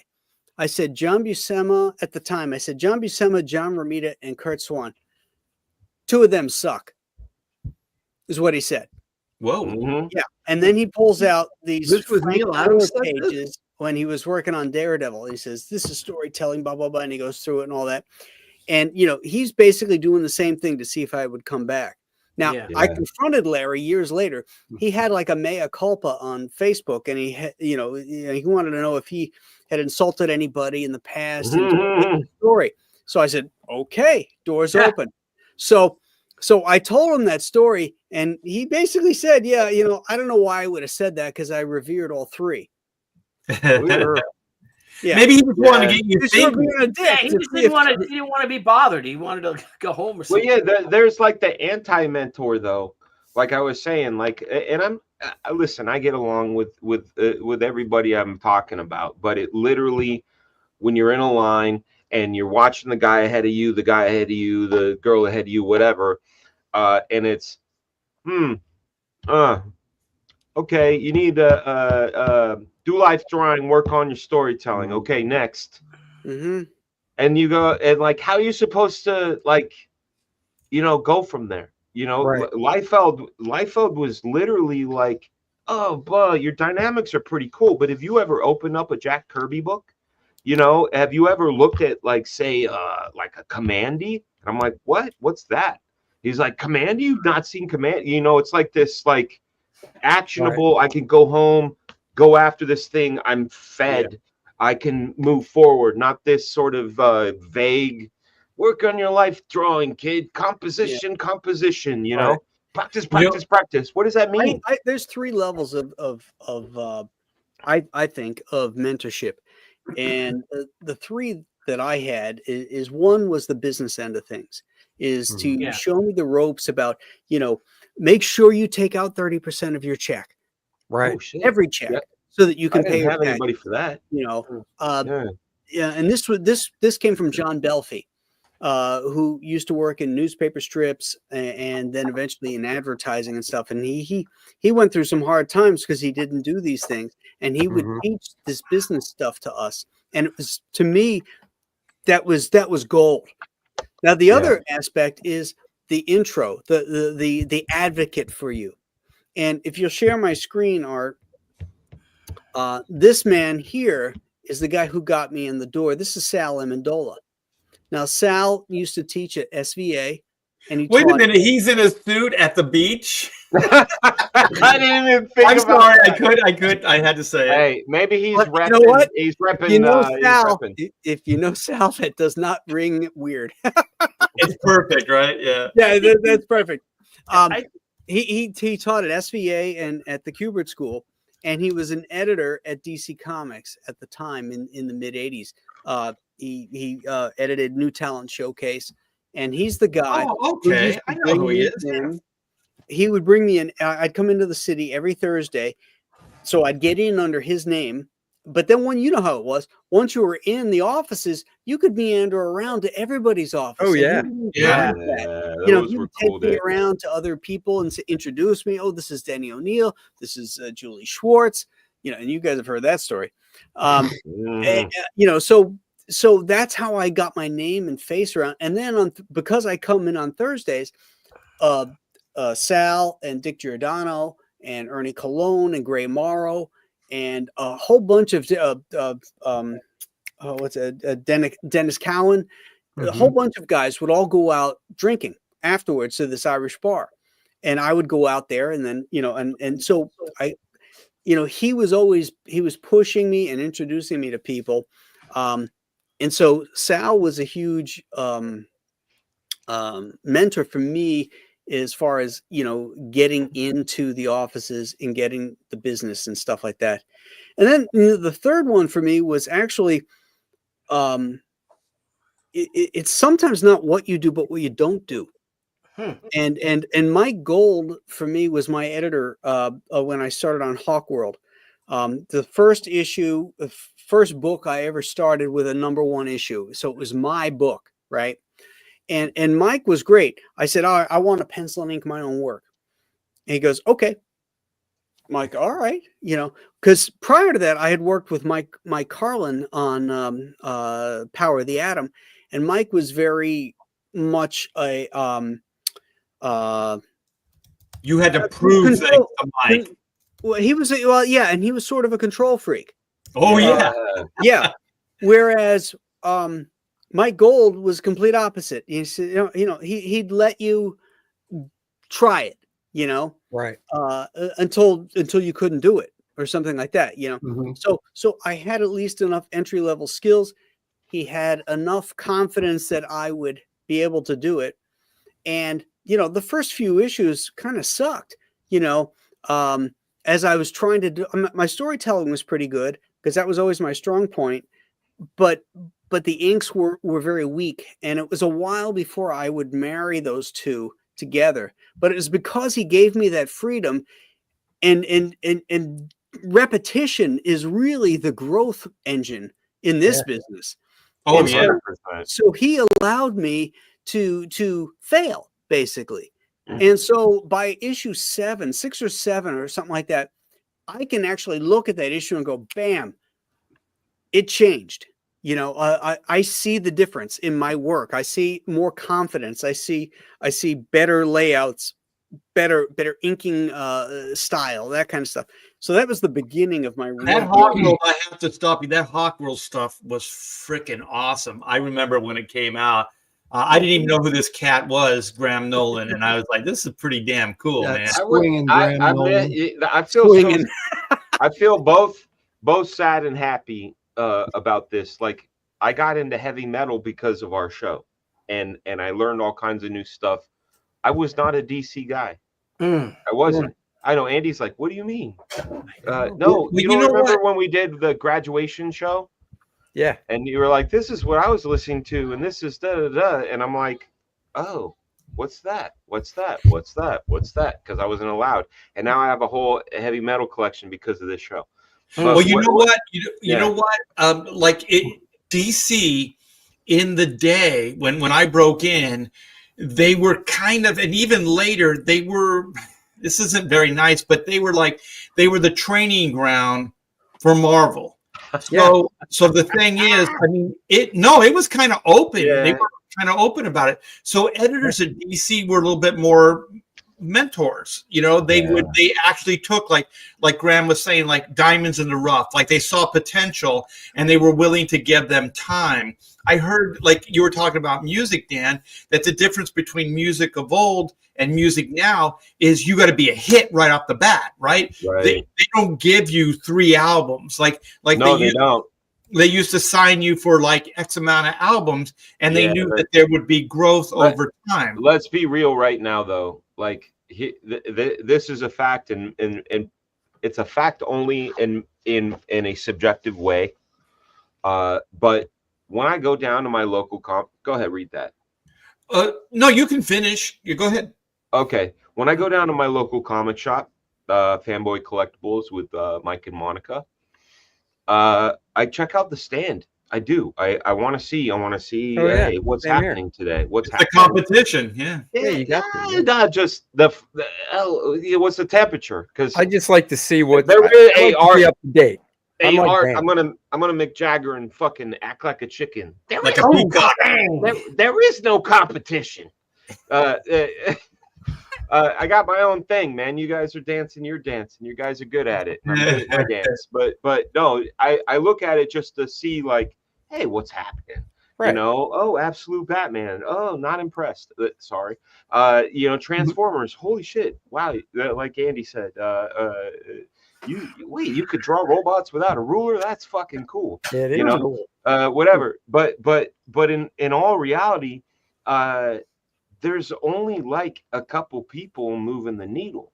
You know what I'm saying? Like when you walk in there, too, though. Yeah. So I try to see that, and it's sort of lacking. There's this sort of weak Tumblr style. I know, Billy, that was a good groan, bro. Well, let me get this Tumblr style, bro. Let's go. Let's go. Jasper Plan 9, $9.99. Bros. My 12-year-old son has a graphic novel appreciation elective. They have that now? That's awesome. Yeah. I guess that's that when we were in school. Yeah, right. It wasn't a graphic novel. Schools would slap your hand if you read comics. Like they were like, that's ghetto. Yes. I had to do a book report in school one time, and I did it on the origins of Marvel Comics. Hell yeah. Yeah. Yeah. You know what? I had a teacher that gave me Daredevil #1. Wow. I still have it. It's beat to shit, but I have it. Oh man, you I don't just want to killed hear Aaron. anymore. Yeah, I don't know you anymore. Aaron. Yeah, because Aaron, I read have my a Daredevil comics. I #1 enjoyed them. I read mine too. I just took care of them. That's all. Wow. With your gloves on. Let me finish this. Which do White each gloves. of you recommend? I lean towards Miller or Loeb Sale. So I guess, Andy, what do you recommend to his 12-year-old son as far as a graphic novel? For 12, the first thing that came to mind out of those two is the Superman for All Seasons by Loeb and Tim Sale. Yay. Yeah, but, That's a classic, but you could pick outside of that, though. You know what I'm saying? No, I know. I'm just going by, since he's leaning towards something, I just chose, one of the ones he's leaning towards. How about you, Graham? I would recommend Devil's Advocate, Joker, Devil's Advocate by Chuck Dixon and Graham Nolan. Oh. Dang, look at that. All right, Daniel. I would go with the source of graphic novels and find some good Will Eisner. Contract with God. Something like that. I know it's heavy stuff, but when you think about it and the storytelling and the roots of things, That's it. I mean, I think Miller's great. My favorite graphic novel of all time. It wasn't even a graphic novel. It was Dark Knight, and people call it a graphic novel now, but it wasn't, right? And Watchmen was not a graphic novel. No, Dark Knight was a graphic novel. No, it wasn't. No, No, it wasn't. four It issues. was a four-issue miniseries. Yeah. Oh, really? They didn't call. Well, they had Prestige back then, Yeah, right? They said Prestige. Prestige. Yeah, but until it was So, collected. so if you want to go with a straight up Frank Miller graphic novel, you go with Electra Lives, right? Which is great. Yeah. Yeah. Which is great. Hooky by Wrightson. thank you. Wrightson. Hey, wait a minute. Fantastic. That was You Aaron. know, I got it before you, Silvestri. Aaron. I know. I was surprised. I was very sad. No, I was Aaron's trying to got think of nothing now. No, I was trying to think of who wrote it. I was trying to think of who But wrote you it. know, the Mark Silvestri one was it God Kills Country something whatever with Man killed. No, that's yeah, God with the Loves Man monolith, Kills. like the monolith. Oh, the country. Oh, Avengers. that one. The Okay. Avengers. Yeah, one. yeah. Those are graphic novels, right? Like Yeah. She-Hulk. Those were Whatever. those Started with the magazine graphic side, right? novel. Those Yeah, were and- magazine Yeah, side. yeah. And then when you go to Loeb or Sale, as much as Long Halloween is fucking awesome, that's not a graphic novel. It's a mini series It's that a has collection. been Correct. collected into a graphic Right. novel. So, but a straight up Collected graphic into a great novel. paperback. Yeah, thank you. Yeah. Yeah, a TPB. I'm going with Eisner. Eisner is the grandpa that gives you cookies. All right, Aaron. What do you got? I think for let's see, 12, probably Howard Chaykin's Black Kiss would probably be. Not a graphic novel. Oh, it's You would graphic. expect me to It's say graphic. that. Graphic. Hey, did you say Black Kiss? Yeah, He did. I joke. I kid because I care. Why not go the first great Marvel graphic novel, and that would be the Death of Captain Marvel. What about that? Right. Oh, That's a yeah, graphic that's a novel. good A one. little history Yeah. down. That's And deep, then too. Jasper is like, he's like, "You're Batman, you're one." Actual comic book, not even a mini series. Yeah, that was a comic. in the like literally in the continuity of the comic. Continuity, Happens to be a great story that you can go like this with, but Killing Joke, that's a graphic novel. right. It's a Yes. shitty graphic novel, but it's Oh, come on, stop it, Graham. man. Get I out like- of hey, here. I like What's Devil- I wrong like with Devil's you? Advocate Go read your FF with- number one. I like You know- Devil's Advocate, but what? Well, Graham Yeah. likes the art at least. The I do like flashlight the joke. art. Oh, You art didn't thank like the God. All right. flashlight Okay, joke? I'll- The story is horrible You because didn't like the flashlight he joke? sets it. He sets everything up and lets you down at the end. You know, he goes against what Batman is all about. He sets everything up with all these horrible things, and it's like, yeah, I can't wait for the payoff, and there's no payoff, and I found that just to be just horrible, so angry. I was like John Wayne and Howard Hawks after watching High Noon. You know, Hey. So Next wait, thing so how do you wait, take wait a the minute. ending? Next thing you're going to tell me is that you don't think Star Trek 2 is the best Star Trek movie. it's not. No! Come on, everybody knows it's Star Trek. You know what? 1. You know what would have made it better, Aaron? Whales. Oh! Well, there was Moby Hey, Dick Graham. reference. There was Hey, Moby Graham, Dick how reference. do you feel about the end though? I mean, because they kind of left Killing Joke and The end is That's what he ruins it. hated. He The ru- hated the the end is end. what ruins it. Yeah. Well, how did Arkham you Asylum? interpret it? Did you interpret it that they just laughed and had a good laugh, or that Batman killed the Joker? Batman did not kill the Joker because it's never indicated that is such. You know, for anybody to read that into it is bullshit, and that's because you've read something that said that was in there. That's I not agree. good storytelling. You know, You know what- If you're you know what leaving it up, if you're leaving it up to the reader to figure out your ending, that's bad writing. Yeah, I didn't like it either. Yeah, I hate it. And it I was will say totally this. I against the felt, character of Batman.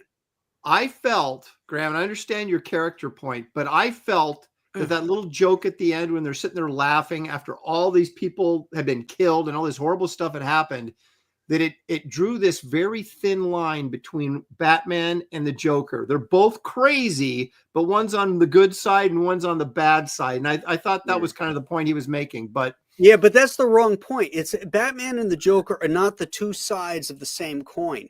They're opposites. That's the whole thing. That's the dynamic of the Batman and the Joker. Is one represents chaos, one represents order. All right. Did we already do? We did you, Aaron, right? So no, I got another super chat question though, dude. All my time. No, Aaron, you did the Captain Marvel graphic novel. Oh, okay. I thought you were talking about mentors and stuff. Oh no. We got to get through the super chat here. We haven't got to the Buffaloes. Where are we at? Yeah, we got another Jasper super chat. says, give us a graphic novel for his 12-year-old. So Billy, graphic novel for his 12-year-old. Well, I gotta say, and not unlike Graham Nolan, I got to go with Sergeant Rock: The Lost Battalion. Book I did, very history driven. It's got a lot of soul to it. Won the Military Writers Society graphic novel of the year. And I think you learn a lot about history, about a forgotten element of World War II and a battle. And it also details the Japanese Americans of the 442nd Regimental Combat Team, who, these are a group of men who's went and fought and died for another's freedom halfway around the world while their own families were incarcerated behind barbed wire back home. Shit. So I got to tell you, I think for kids, and plus I don't know any of the graphic novels. Oh, You know what I love Billy. about Billy? It was a couple of weeks ago. Any Jeff Smith Bone book. A Seriously, couple of weeks ago, we did a show on Aaron's channel, and we were going around the horn picking the best of something, and we all said stuff, and it got to Billy, who was last again, and he pushed one of his. Well, and we were all like, Graham pushed, but that's we couldn't disagree with that one you pushed either. It was the Christmas one, and we were like, damn it. If it wasn't so good, we would have busted your balls harder. Yeah. Well, I have to say my choice for your son, Jasper, is Black and White Man versus Machine. That is a graphic novel that will knock your kids' We were socks going to do off. that. I want to ask you guys, since we were classifying, I wanted to say, like one of the first ones was Mike Mignola's Cosmic Odyssey. Was that just prestige, or were those? That was a series. That was Okay. a limited series. Yeah, I mean, as much as we go, oh, this is so great because we have these trade paperbacks in these formats, they're not graphic novels. They came out as limited series or whatever. But one continuous story. Yeah. Well, I'll like, tell you, like, Jasper, like a Gotham by Gaslight or wait a minute. Would you get Gotham by Gaslight? That was only 48 pages, wasn't it? It wasn't a 64-page graphic novel. It was a 48. Wait. So now you have to quantify it with a I mean, then if you're going to go down that road, you could pick a 32-page one shot. Why not? Because that's not a graphic novel. It doesn't make it a graphic novel. It makes it a one-shot comic. So a graphic novel, it has a page count. Let's define a graphic novel. To me, yes, a graphic novel, square bound, perfect bound, and Gotham by Gaslight was perfect bound. Can I read it? Then I would say Cosmic Odyssey was a graphic novel. I love Gotham by Gaslight and I love Cosmic Odyssey, but I wouldn't consider them graphic novels. They were one. Okay, I'm just going to clarify so we can move on real quick. Hey Jasper, I don't care if Cosmic Odyssey is a graphic novel or not. Get it for your kid. It is great. Fun. It's great. I don't know what qualifies. I'm guaranteeing their teacher doesn't know the difference. Yeah, you got to hit up. You got to hit up the next super chat. I'm looking for it now. Gosh, it's my best name I can think of. Go up to Star. That has all your chats. Okay. Best name I can think of. Hey, bros. I'm in the beginning stages of making my own comic. What are your pet peeves, things to avoid when designing your comic characters? Let's go round the robin. Andy. All right. I'll be Aaron right now. Big pointy shoulder pads. That's the key. I mean, when it comes to designing comic characters, I like what's the saying? Form meets function or whatever it is, where basically think about what the character does and what he needs. And, you know, you don't have to go over the top with tons of detail and stuff if it doesn't really fit the character. You know, I always like characters like Black Panther. Look how simple that is. Yeah. Yeah. Captain America. I like the Silver Age type characters. So yeah. How about you, I don't Graham? know. I never Well, consider myself a great costume designer anyhow. So I'll somewhat agree with Andy here, and also just point out that you have to draw this character's design yeah. for at least 5 panels a page for 22 pages if you're doing one issue. Multiply that by how many issues you want to do this character. Keep the design simple and easy to do, but make it graphically interesting. Yeah. That's Excellent. Yeah. All right. I saw you flinching. I saw you flinching, Dan. I felt like I was being squished. Well, no, because like, you know, a good example is I designed in Core Draft, the Necro Knight. Not exactly that easy to draw, but luckily he's also not the main character of the book.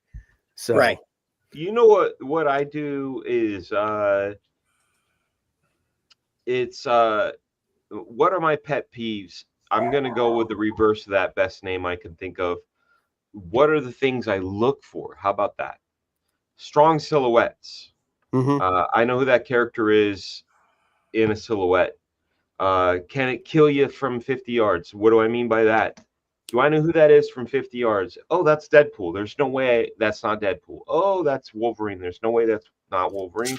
There's no way that's not Batman. There's no way that's not Superman. Something that cleanly reads, quick read. yeah. I am not in full simpatico with Andy and Graham, but that's what makes the world go round. I like complicated designs for certain characters and simple designs for certain characters, especially if motion is involved. Like I'll add ripped things, so when someone moves an arm, I can, instead of drawing the motion lines, it's a tie around their arm that like shows you the motion of their arm. Or if Rascal, he's liquidy, so the liquid of his suit will show you the motion. So for me, it's strong silhouette, something that also works with the dynamics. You look at something like Hulk, it's his timber, his shape, the contours and rips of his purple pants. If you're McFarlane or the guys that embrace that. But my pet peeves are looks like super proxies. And when I say super proxies, I look at character like Sniper. Obviously, he looks like Flint. He looks like Punisher. But he's also got all kinds of other things that make him his own thing. So that's where I would contradict myself. But my pet peeve would be, oh, that's clearly Batman. That's clearly Spider-Man. That's clearly, where you can like go, come on, man. Like, really, dude? Like, you know, and I'm sorry. I love Rob Liefeld. That's my homie. But how many cables, how many cables are there? How many, but it's cool. It's cool. I mean, that guy, he hits him out of the park because of how many tries he does. You know what I'm saying? So, things to avoid when designing your character: shitty silhouettes. Things to look for: strong reads. How about you, Aaron? I'm a little bit with Andy. I think that, and Graham, I think functionality of the costume, because you have to draw this character, depending on what he does. But a lot of times you're going to draw with his arms over his head, or, if he's jumping over buildings or whatever, you got him in multiple dynamic positions.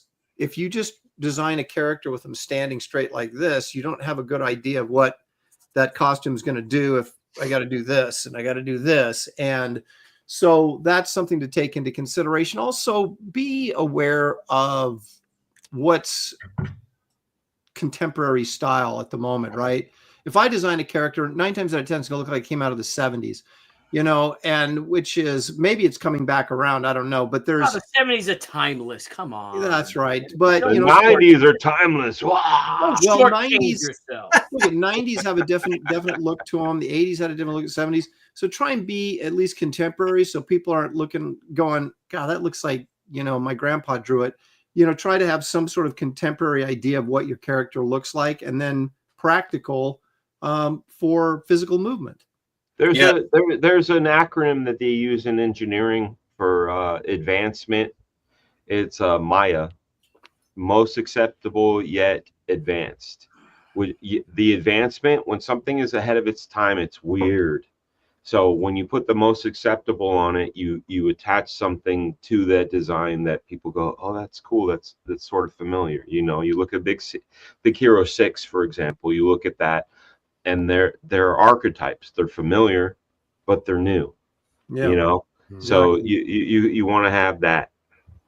Yeah, good animation is great. They're great examples of just keeping them simple but interesting silhouettes. All those things that we were talking about. And Aaron's right. Draw your character from all different angles. Put the arm over the head. Do all that stuff in your sketchbook, because you will find out that you may not want to draw this character, or you can't figure out some of these shots. So Aaron then you're very limited. Aaron hates Iron Man of 2020. He hates Iron Man of 2020. That's the character he hates the most. The thing is, Make it expressive. It's going to limit your movement. So if you have a character that has big shoulder pads and stuff, and you don't know how to draw the arm, you know, where does the shoulder pad go? Does it go inside his head? You know, like what happens? Like if you haven't figured out those mechanics, then your character is going to be very limited how you can draw them. Yep. So you're only going to be able to draw them from certain angles, because you can't be overly dynamic with it because of X, Y, Z. So always know the more gear you have, possibly the more limited you're going to be with movement, because obviously if you're drawing a Tarzan character, you know, I mean, you can have that character do just about anything, even the feet, toes, you know, you can have them, you know, move in all kinds of different ways. But if you really have a character that's armored up or got a lot of gear, whatever it is, it's a lot harder. I mean, some people can pull it off better than others, but I usually get myself into a situation where, you know, I have a character, and then I want to do a certain shot with them, and then I'm like, oh shit, how do these shoulder pads work? Yeah, well, it's like you can almost look at areas of sensitivity, right? Shoulder pads.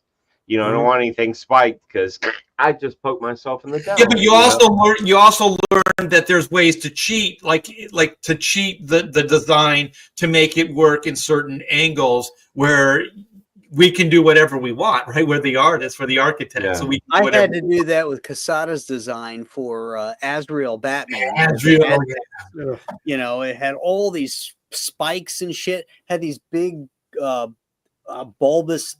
Yeah, they were big. They were round. Oh yeah, big round things on the shoulders, and then there was the spiky things on the arms. I mean, you know, the guy couldn't put his legs together without, you know, spiking himself and stuff. So I had to figure out ways to simplify it and cheat it. You know, exactly. Basically, you know, like you said, let's say he's got his arm over his head like this. You know, well, there's no way it could do that with the whole neck thing that was there too. You know, his arm might be able to go up at 90 degrees, and that would be about it. But you just fake it, you know. Yeah. How about you, Billy? Yeah, what would Nagel do? He'd take all the clothes off. You're so cold-blooded, Aaron. Damn. all nude. That's it. Damn, Aaron is just taking shots. Actually, spicy tonight. Yeah, actually, take Nagel for advice. Very simple. As Andy was saying, and Art as well. The simpler, the better. As someone who's designed overcomplicated costumes, you don't need to do it. Form and function is a good combination instead of form over function. I think to put them together, that's really that's the way to go. Keep it simple, stupid. Kiss that sucker. You know what, Billy? Having drawn your she character, there is something to that quilted look. It's like the Spider-Man webbing. There's like, you got to kind of learn the rhythm and how to do it. Because I think I tried it 3 times before I kind of figured out how you worked it. Because I mean, when it's turning, you want it to move with the form and things like that, so it doesn't look like just a flat graphic that's pasted on her and stuff. And you nail it, man. That must be the fabric school training that you've had. Totally fabric school. Yeah. Big fan. It worked, man. For me, it's like, if it's an evil character, make them look evil. Like I'm kind of like good, bad. You know what I mean? Like George Lucas or Black like old westerns. Yes, where you have kind of these colors. You see them at a glance. You know that they're kind of what they're all about. So like my Juju character, when you see her, you know she's evil. When you see Lord Fagin, there's this evil aspect to it. Like even like Bond had it right, where like all the villains, they were subtle. They weren't over the top like a comic book. But one would have like a dilated pupil or an eye patch or something that would be off a little bit, that would let you know, or a scar or something that let you know that they were evil. So there's that, and then like we said, just draw from every angle. So that was a good one. That was a good super chat. Thank you so much for that. Do you guys want to start wrapping it up and start promoting, or do you guys have anything to add as far as wrap it up, man? I got to make dinner. Oh my God, you got Taco Bell being delivered in like 20 minutes. Yeah. Damn. My wine's empty. Damn it. I got to go watch Star Trek 2. Oh my God. Oh God. No, you don't. You got to watch the Wolf in the Fold. That's you're right. I do. Oh, you guys have homework for your I show. gotta get my mom. She loves Star Trek. I gotta show you guys something. My wife is showing me this. This is our friends in Destin, Florida. Yeah, that's crazy, dude. Right? They live on the Panhandle. What is going on, camera? They live on the water, but it's like a winter wonderland. Wow. Destin, Florida. Looks like the Gulf. That's the Gulf of Mexico, dude. No, dude, Gulf of America. Yeah, Gulf of America. Right, Gulf of America. Guys, Look at how pissed off Don't be Andy a is. Tommy, Dan. Boot him. Boot him. You know what? Hush yourself. Hush had a yourself date. before I go black and white mode. You've had 24 hours to get it right. I'm in black and white mode. All right, Andy. Was there something? Oh wait, Graham. What is this? Did we already share this, or did you want to share? No. But this is the whole thing with Elon with the Nazi salute there that everybody's bitching about. Yeah, look at Superman is under fire after hundreds of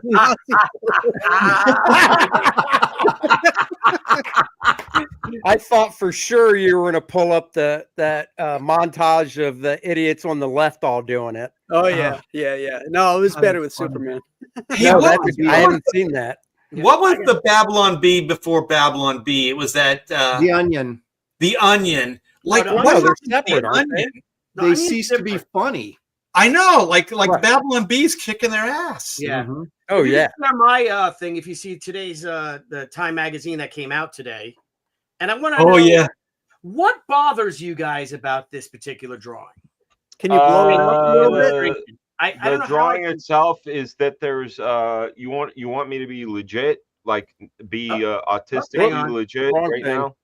Billy, what are you looking at? Because I will get autistically legit on that drawing in a granular way. On the frame right. Let's just take a look at it. I am looking at it in my mind. Frame right. It's very, very obvious what's wrong. What the red tie is going, but the paper should be more on the left side to indicate that the wind is blowing. It's not just blowing. We're like not this. seeing it. There you go. I think it's typically. I think it's AI, but there's one glaring thing. It's Yeah, the why phone. is his eye moving that way? The He phone, didn't the brush the tie over. glasses. The The tie would phone, be the moving the glasses. other way. Just tell Right. us, Billy. Jeez. The tie would be moving the other The way. tie wouldn't be moving that way because he's brushing all the stuff off the desk. Why would Yeah. his tie be going in that Well, direction? Going because his tie opposite. would hang down over his hand, it probably would have. Well, yeah, that's true. Why And are the he's moving glasses so falling fast. off? He's moving so fast. He's creating like one of those flash effects where the tie just follows him over. And Yeah, he's but putting why all is- that shit to the Crap. left too. I Well, love it's that. more like it's wind too, because his hair looks like it's moving that way And as why well. is the His phone? hair always looks like that. Why is the phone jizzing? Why and That's wise popular. guys? It's a wise brain. guys, right? It wasn't that. It was if you're moving this way, then That's his, not real. That's his not tie real, would be is going the it? opposite way. The Time magazine No, not if his actually tie approved was that. over his hand. No, One at a time. Be Why would his tie serious. be over his hand? Because he's sitting at a desk and the tie is hanging down below it. Over your hand? Look at Your this. tie Look would at the be length of behind it. The tie, your tie would be behind your hand. There's Hold no on. way your hand Aaron, would touch Aaron, are that you with tie. me on this? Is this real? Hi, Deb. There. It's a photograph, or I mean, it's an artwork. Hey, Hey, Deb. No, but Yeah. I'm saying it's a real artwork. But is this really something Time magazine is putting out? Yeah, this is Time Magazine. Yeah, that's today. I'm pretty Share sure, it, yeah. Art, please. Dude, that is the most piece of shit fucking illustration his I've tie ever would Danny- not seen. be going that Well, way. it's Yeah, definitely yeah. AI. It's definitely Yeah, AI. let It Billy sucks. talk. His tie would not be going that way. His tie would be going the other way because your hand would not go grab under your tie. Your tie would be hanging here. Your hands would be like that. So his tie Well- would be going the wrong. the Well, opposite- just to How be do you know he completely- wasn't popping and Yeah, but it's locking though? already over the hand there, Billy. Yeah. It's Okay. all Okay. wrong. Let It's all me. crap. Let me. Oh, AI you guys. crap. Okay. Okay. Here it is. There's two rules. Okay. Usually the tie would be behind the desk, so it probably wouldn't move at all. But if it's like Graham said, where it's loose and it was kind of in front of the hand, then yeah, it would move that way. But if you're like what Billy's saying, if it wasn't the hand, then it should be moving the other way. So Right. there's three different ways of looking at it. And Hey, it listen, all hey, adds hey. up to crap. What a Hold shitty on. illustration. Let's stop being let's pretend we're not dicks right now and just say, You're hey, asking a that lot, Dan. I that's a know, lot. love you guys, man, and I know we can do it together. It's the fact that it's the red color that is like sweeping you. It's a graphic. It's a right. graphic It's like thing. a directional thing Yeah, for your eye. it's like if you started judging a Kirby comic, you'd be like, "Yo, that can't happen." You know what I'm saying? So Yeah, Billy. we have to look at this thing. Sorry if No, I it like fucking plausible sucks. illustration. No, Billy, I'm with you. It fucking sucks because it presents itself. Hi, Deb. I miss you already. Let me ask you this, I do. guys. What color tie does Trump always wear? Red. Which what? Red, correct. Yeah. What color tie did he wear yesterday? Was it blue? No, Purple. purple. Oh, What happens purple's when a you power get color. red and blue? Red and blue. What does that Purple. make? Well, purple's man of mobility all and it's a power seasons. color. Yes. He Royalty. did that purposely to Yeah. unify. I Well, thought just that- think about You know this. what? Out of he's given more speeches than Biden has in a year. But the point is, every speech Biden gives, he was always trashing Trump supporters. Trump and all the speeches since he's been basically sworn in, he hasn't once trashed anybody. Well, he trashed it. he hasn't, but what No, I'm thinking he'll about. trash the politicians, but he's not Right, never trashing the trashes American people. Nah. We already isolated it earlier today. When we were talking about 5 things that sell comics, and I was like, it's a broken logo, it's a white this, a fifth ink that, and then was it Graham? He said it's purple. Yeah, Oh, there it And is. now, if there's only a gorilla on the I know. If you only had a If there was only a gorilla behind the man, Yeah. that's right. maybe the gorilla hands him all the shit to sign. right? Yeah. Big ape arms. Yeah. Here you go, Mr. President. What is this one? Close the border. Yeah, close the border. All right, Andy. I know you got a campaign that's killing it right now. Would you like to share it with some people? Sure.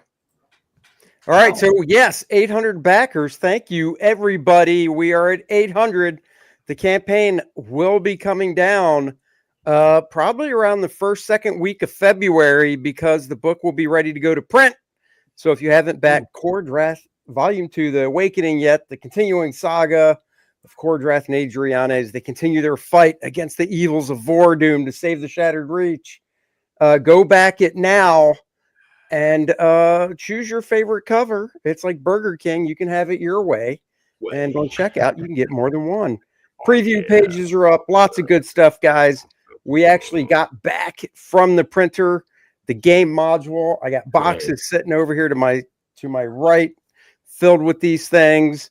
So things are coming together. The minifigures are being printed right now. The shirts are being printed right now.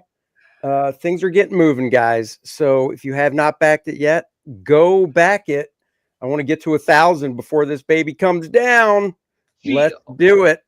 All right, you guys, back Kordrath 2 today. Mods, keep throwing the link in there as for all the others, and it's in the description as well. So we got Mr. Graham Nolan, Escape from Monster Island. Yeah, we've had a very busy day. We got up to 80,000 today. Nice. 1,300 backers. I want everybody to know that lettered pages are in and they're up. They're right at the top of the page. You can read the first 10 pages. The Trump cover, which will be coming down later tonight. This is the last chance to get this. There's less than 200 left, I think. So there's only 500 copies going to be printed of this. So get out there, grab this. If you're a Trump fan like we are, you're going to want this historic patriotic cover. Lots of, traditional covers with all the great action and our characters. And Art, if you will make me big, I want to show you something that just came in. Which is the Monster Island Trilogy Collection slip cases. That's awesome. So, this, when you have all the 3 books, and if you don't have the other 2, that's fine. You can order it as the trilogy package. And get all 3. You get Monster Island, Return to Monster Island, and the final Escape from Monster Island. Hey, so Graham, is that rubber laminated? I'm sorry to interrupt. Is that kind of like slightly rubberized? Like matte finish, isn't it? It feels like a matte. It's a matte finish. Yes. It's a hard. It's not like a flimsy thing. No, it looks awesome. You can see. Oh shit. Yeah, it's nice and solid. It'll protect your books. It holds all 3 in there beautifully. You can stick this on the shelf, and then there you go. You got your trilogy. Yeah, those things are so cool. I want to do that at some point. That looks fabulous. It's beautiful. I was really happy. I ordered 100 of them. I think we've sold 87 so far. If we sell 1,000 of them, I'll just print more. But I wanted to make sure the quality, and the minimum order was 100. So I ordered the 100 to see how they came out, and they did a fantastic job. And so I wanted to show that so people could see how great it is. And, and if you decide you're going to back the books and get them for your collection, it's a great way to keep it, protect it. And then, you have it to read. It'll be right on your shelf. Can they get that as an add-on? Is it in the add-on section? It's only in the trilogy add-on. If you order all 3 books at once, you can add it on there. If you have already gotten the other 2 books from other campaigns, you can add it. You can just get it as a separate individual perk. Okay. And then you can add on the 3rd one to it. Or right. So if you just go on to this perk, you can order 2 of the books that way, or 3 of the books. Awesome. Yeah. Yeah. Okay, Mr. Frega, pineapple. What is the perception? Mr. Frega, you talking to my father? Talking about you. I know I'm old enough to be called Mr. Frega now. First off, I'm the baby of the group. I enjoy that. Yeah, you do cry a lot. No, it's not the boohoo and the pooping in the pants, man. It's not that. Ew. No, but it's a thing where, you know, I'm working on my book. I'm you know, working against the grain. It's been a slow process, and we've been very appreciative of people's patience. Uh, you know, I'm streaming in the mornings if people want to watch me draw the book, and they see the amount of detail I'm putting into this and the effort I'm putting into it. They'll see, number one, why the work takes so long. But anybody that knows me personally knows the craziness that happens. I love everybody that's done everything, and I especially love our group for what we do together. Uh, I'm not even asking for people to back my book. I have enough backers. I want to finish my book, and if you guys want to watch it happen, you should subscribe to the Fregaboom channel. If you've already subscribed to the Fregaboom channel and have already bought the book and want to watch it get made in real time, you can always watch it go down.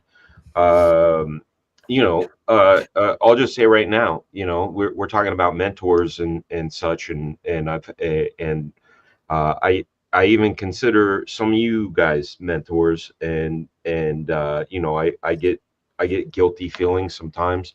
You guys are super reliable and do what you do, and kick ass at it, and you know, I aspire for that and work towards that. Anyway, I'm meandering.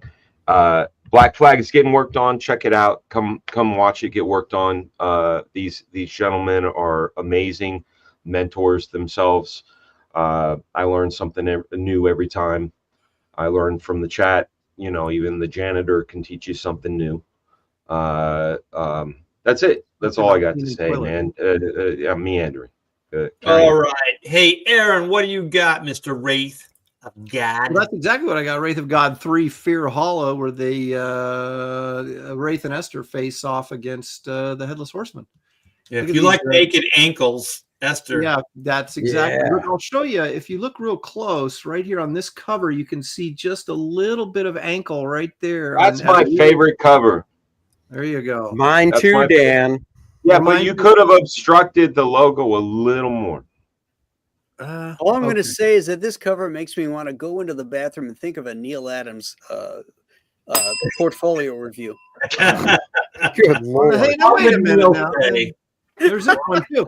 I did add some original art to this. There's a couple pieces still left, I think. The Mr. Midnight original trading card art and the Lord Menace trading card art. Those, of course, are from the Kit Carter campaign. And the other two pieces I put up have sold already. But so there's two new pieces of original art up there.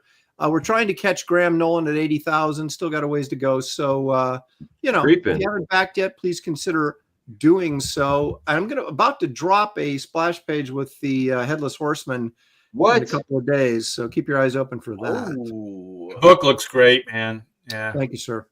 Yeah, continued really success. Mr.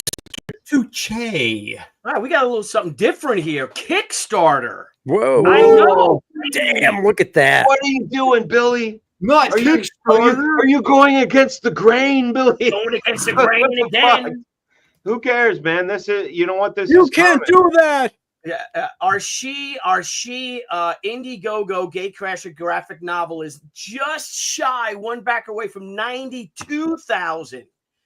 But here, over on Kickstarter, this is our 4th day of the campaign, and we are just thank you everyone who backed us on Kickstarter. We are kicking ass, and of course, dude, you are killing it. It's just thank you guys so much. Gatecrasher is a 56-page 4-color epic where she battles her way through comics history, decades, and genres, featuring Brian Pulido's Lady Death and Stan Sakai's wonderful Yosagi Yojimbo. And what this story is that she gets trapped in comic book time, and she's got to battle her way through all the genres, all the trends to get back home.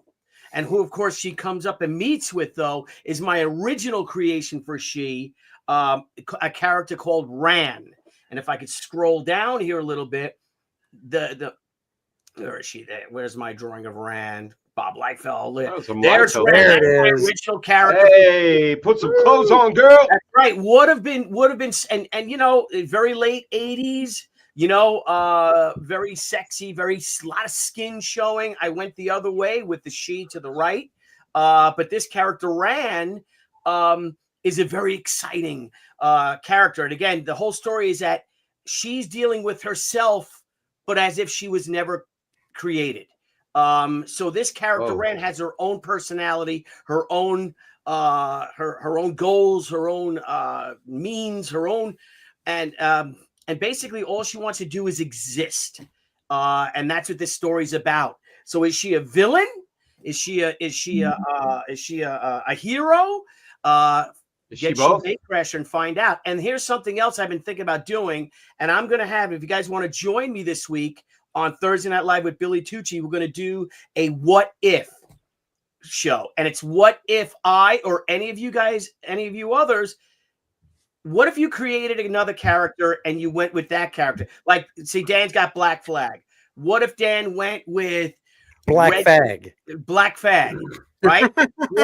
How would have liked? Why'd you go with that? Listen, me and Flex. Hey, you guys search this right now if you can, because I'm gonna quote something, and you guys are gonna be like, "What the fuck are you talking about?" The Tyler the Creator Funk Flex remix. Me and Flex run the index, looking for roughneck with full butt sex. Why'd you go with that, man? Bro, why'd you go with that? That's the quote. So, hey, why'd you go with that? Yeah. So anyway, so that's what it's going to be. If you guys want to come on and talk, or if you can't, maybe next Bros, I have it. Maybe we'll make that a what if show, and it'll be like you guys pick a character that like Aaron down there. If you didn't decide to do Wraith of God, did you have another book, another IP in mind? And what would life be like if you did that? My life would be completely changed if I had gone the route with Rand. So it's gonna be a lot of fun. What about even going further with what was your plan B if you wouldn't become a comic book artist? See, we could talk about all that stuff, bro. I thought we did that, but Grave digger. That is Billy's show for next week, so it's up to him. Digger. Yeah, I would be an astronaut for sure. I would have been I can see that. I think I'd be a cocktail garbage man. All right, I'm going to share mine. So you guys pipe up for Black and White, Sins of the Father, Volume 3. We are heating it up. We've had a good last couple of days. We are at 31,615. We are one backer away from 500 backers, you guys. Let's even this up. This up. One backer, baby, and I can go end this day as a happy man. So if you guys haven't backed Black and White Sins of the Father, please do so today. We have 4 different covers. We have the A cover, which is me. We have the B cover, which is me. And then we have the Carlo Barberi. And, of course, the John Malin D cover. So you guys get all of these as add-ons. Here's better images. This is Lord Fakin. That's my favorite one. Beautiful cover. Thank you. The immortal Lord Fakin and the Valdoon priestess known as Juju are going to be wreaking havoc in the 2-part story, Sins of the Father. That's volume 3 and 4. So there's, like I said, there's plenty of covers. This one right here has the pure white background, which is a guaranteed hit. These characters are in the logo. So all those things we talked about are covered in this cover. And this is you just got to make that symbol behind them purple instead of that blue, and you will be crushing it. Oh, and get a monkey in there like an 8. Oh, yeah. Put a little bit of purple, man. If you made those green glows purple, you might sell some more. You know what I'm saying? Yeah, there you go. Well, anyways, thank you so much, Carlo, for putting this together for me. I do believe he's the penciler right now on the Spawn books. So go check those out. And then, of course, Comicsgate's own John Malin putting this cover together. I was going to joke around and say, John Malin just foamed this cover in, but he did not phone this cover in. This thing is Oh. beautiful. People are really responding to his take on the Juju character there.